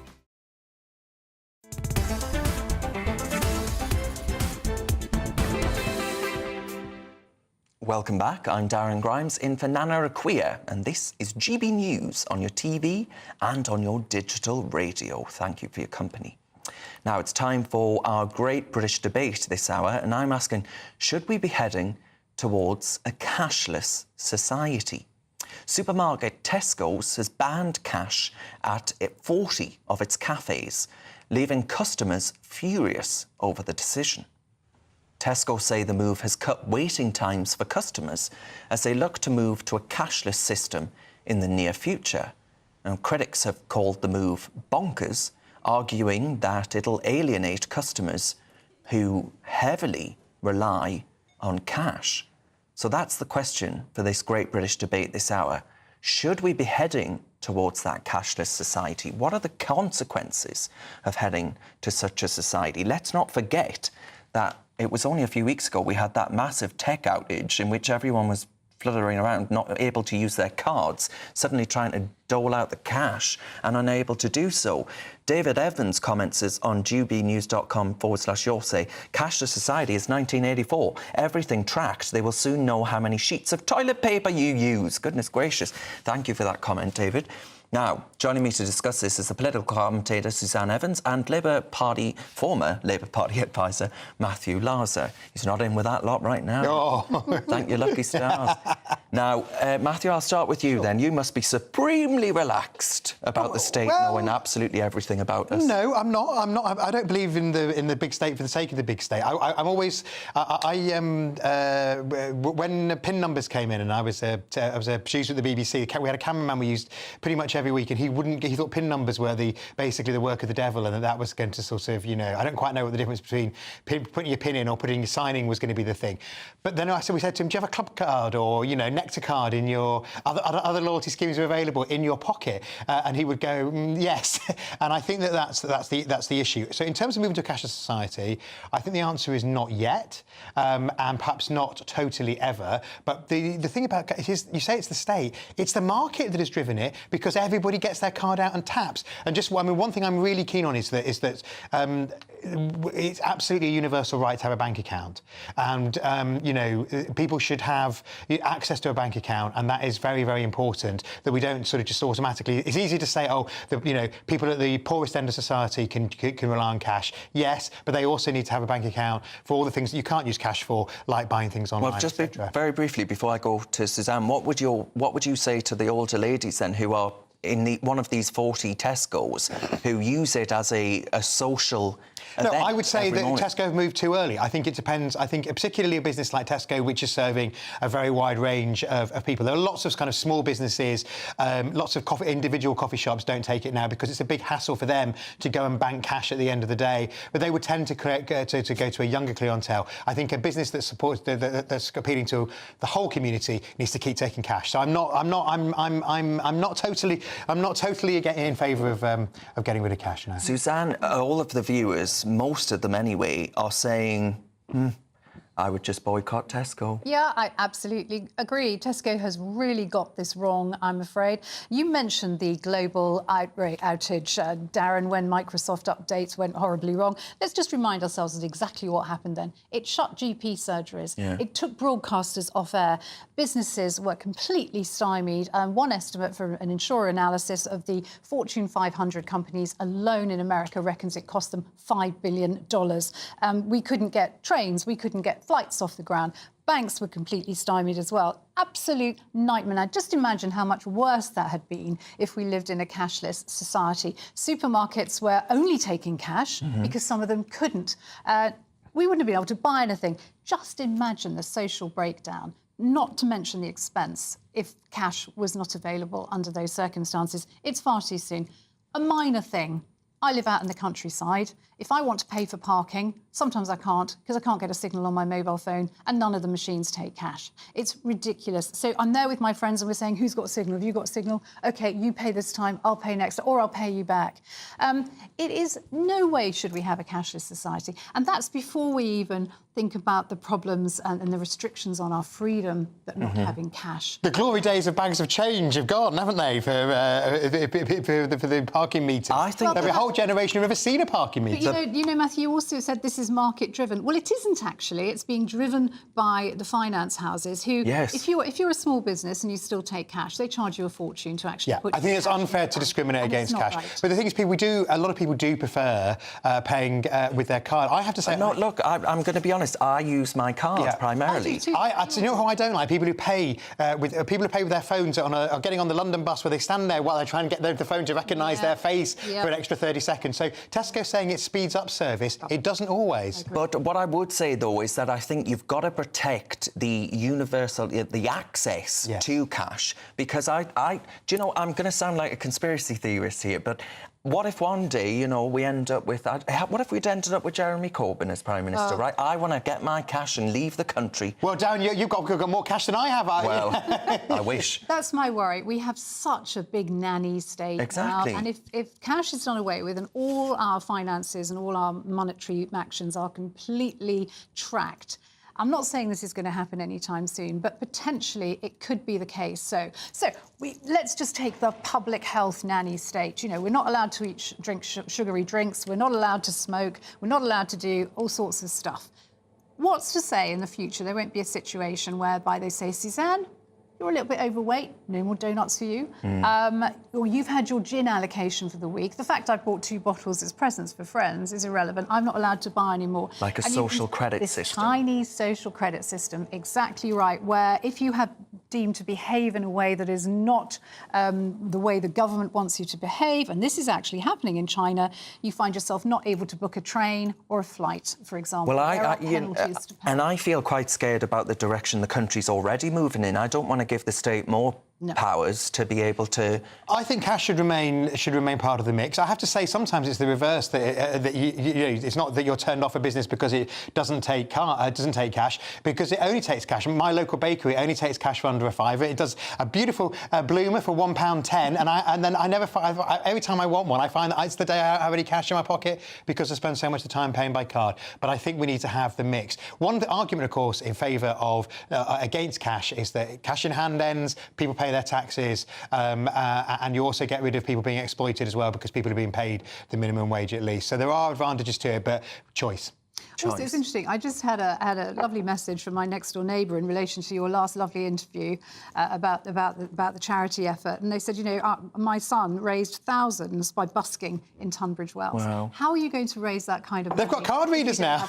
Well, they do. But I know, but most people don't want to do it. They just want to put their spare change. And you've got to pay for the card reader, of course, in order to do that, and then that's wasting resource. Yeah, you know, you pay 50 quid in cash. It's 50 quid goes to the retailer. You pay with a card. Gradually, that 50 quid every time it's those pesky transaction fees. Absolutely. Well, I was at a shop in Frinton-on-Sea, of all places, in Nigel's constituency, and it had on the thing, please pay us in cash, and then it had the breakdown of how much they have to pay on each transaction. Well, David, it a couple of weeks ago, nothing. David says cash is still 50 quid. The young prefer cashless because they can't count their change. I do hope David doesn't think I'm young. I promise I'll try my very best. I do use my fingers, but there we are. Well, actually, when you do pay in cash now, you do sometimes notice that people are obviously not as quick at the cash transactions because they're just not used to it. Yeah. Because they do so few of them now. Yeah, and it did help with mental arithmetic having to use it. Yeah, I worked in a it when I was a teenager. It was days before we even had calculators. You had to do all the adding up of everything everybody bought in your head. I can still add up very well. I worked. And what do people do when they play shop now? If you're a kid and you play shop, do you now have a card reader? Maybe and not you do. Monopoly is the cash going to go for Monopoly? Parents at home, let us know. Are your kids' toys including card machines now instead of counting coins? I used to love playing shop. Yes, yeah. Well, I didn't when I had to do it for 4 years, but yeah, apart from that... When you were 6, it was No, okay. I loved being... I had a till. the supermarkets are available, but I loved my time in the supermarket. I did, actually. I had a very long queue. All the old ladies liked me a lot. Chat? Yeah. Did you chat? Yeah. Were you a chatter? I can see that. Very much so.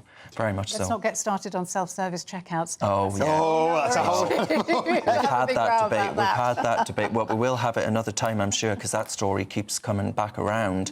Some people saying... I saw David Frost, who I normally quite like, in the Telegraph, saying it's Luddite to want to not support moving to self-service. Oh, I don't think that's true. No, I don't think that's true. No, I mean, I think you want to have a mix as well, because I used to hate it. Now, if it's just for a couple of items, it's fine. But if you're doing a big shop, it's a nightmare. yeah, it's a nightmare. Exactly. Right, we'll leave that one there. Thank you very much for that, Suzanne Evans and Matthew Laza. Now, coming up on the quickfire quiz, I'm going to test the panel on some of the stories that caught their eye this week. See if they're listening. But next, it's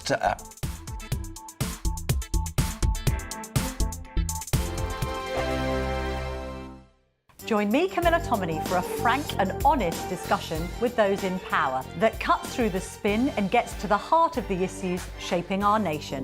You haven't confirmed that you want to stand as leader, but you haven't ruled it out either. This report basically says that he's not fit to stand trial. Is he indecisive?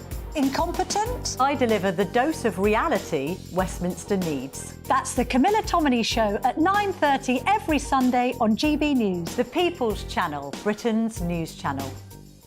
Patrick Christie's Tonight, weekdays from 9 p.m. Should footballers just stop taking the knee? It's time for our head-to-head. I don't want to see people on their knees. I want to see the FA or UEFA or all of those FIFA all leading from the top. And that would be that if half of the players, and it's practically half of them, are of colour, why is that not even remotely replicated at the top?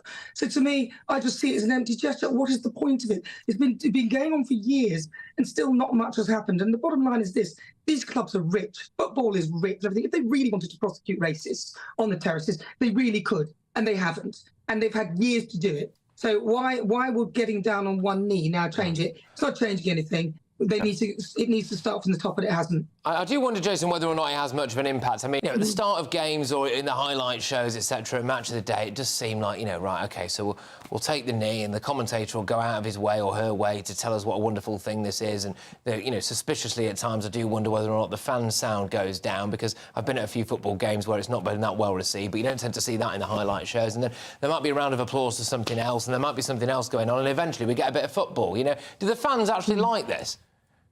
I don't know. You have to ask them, to be honest. I think there are many different people why they boo. That people do think it's virtual signalling, that it's done for show.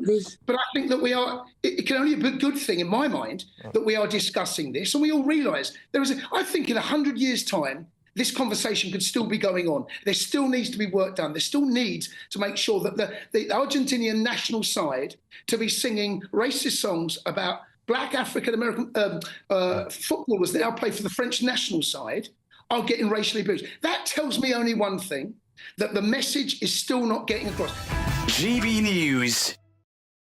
Join me, Neil Oliver, every Sunday night at 6 p.m. on GB News. And if an hour is not nearly enough for you, go to gbnews.com for special extended episodes online every Friday at 9 p.m, where we can truly get into the nitty-gritty of what's going on. GB News, Britain's news channel. I'm Emily Carver. This is GB News, Britain's news channel.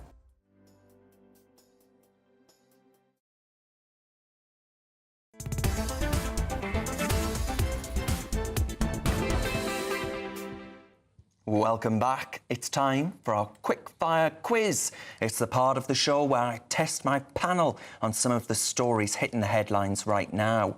I'm joined still by former Labour Party advisor Matthew Laza and the political commentator Suzanne Evans. Right, let's hear your buzzers. Okay. Matthew? Suzanne? Oh.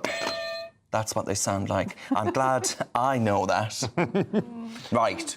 I won't say, but Nana just normally says Lizzie when I'm on with Lizzie Cundy. There's a bit of favouritism shown. Oh, I know no. you're going to be impartial this week. Yes, yeah, absolutely. Right, come on. Question 1.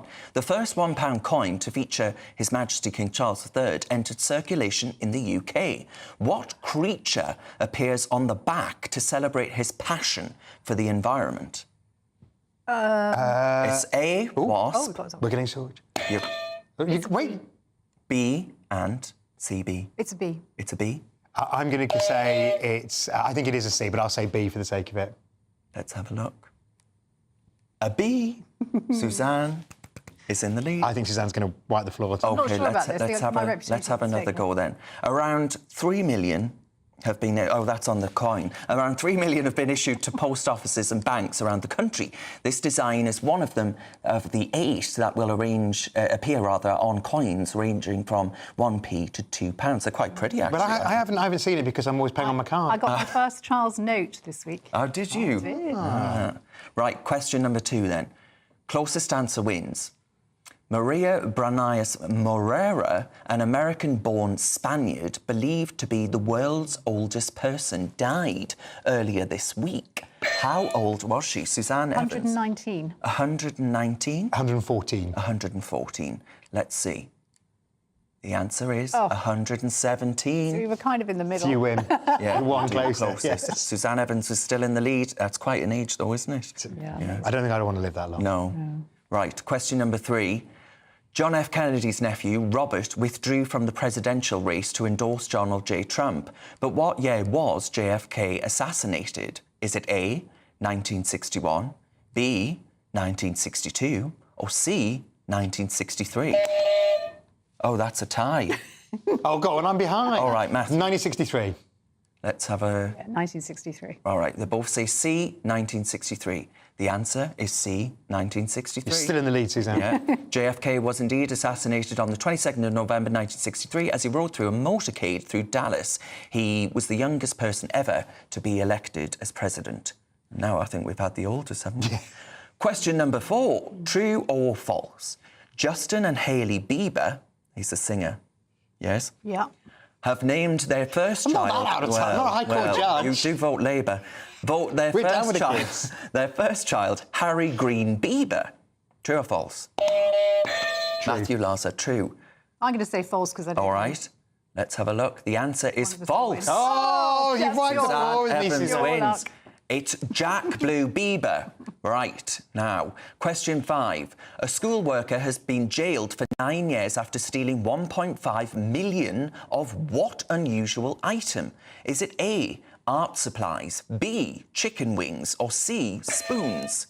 It must Suzanne be Evans. art supplies because I can't imagine a school having £1.5 million worth of spoons. Matthew and Larser. chicken.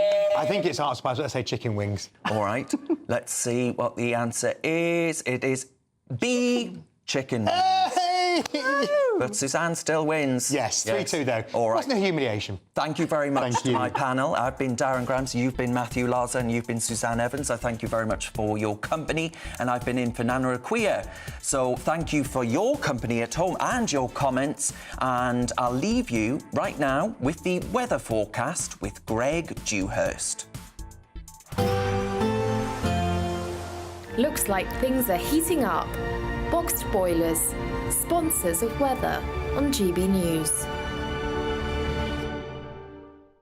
Hello there, welcome to your latest GB News weather from the Met Office. It remains changeable over the next 24 hours. Further showers and longer spells of rain, temperatures on the cool side, particularly under the cloud and rain. And looking at the bigger picture, low pressure generally in charge of our weather through the rest of the weekend. Weather systems pushing through on quite a brisk westerly breeze as well.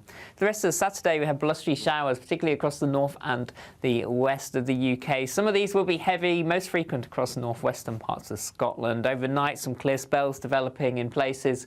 Driest weather always across central and eastern areas, but quite breezy. Temperatures on the fresh side.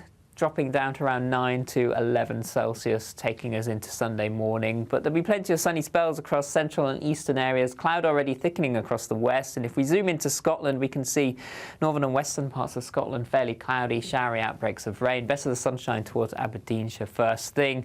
That cloud approaching parts of Northern Ireland into southwest Scotland with outbreaks of rain, and the cloud extending through the morning into Wales and the West Country. Some sunny spells initially, but clouding over fairly quickly. Best of the sunshine across the Midlands, eastern and southeast England to start Sunday.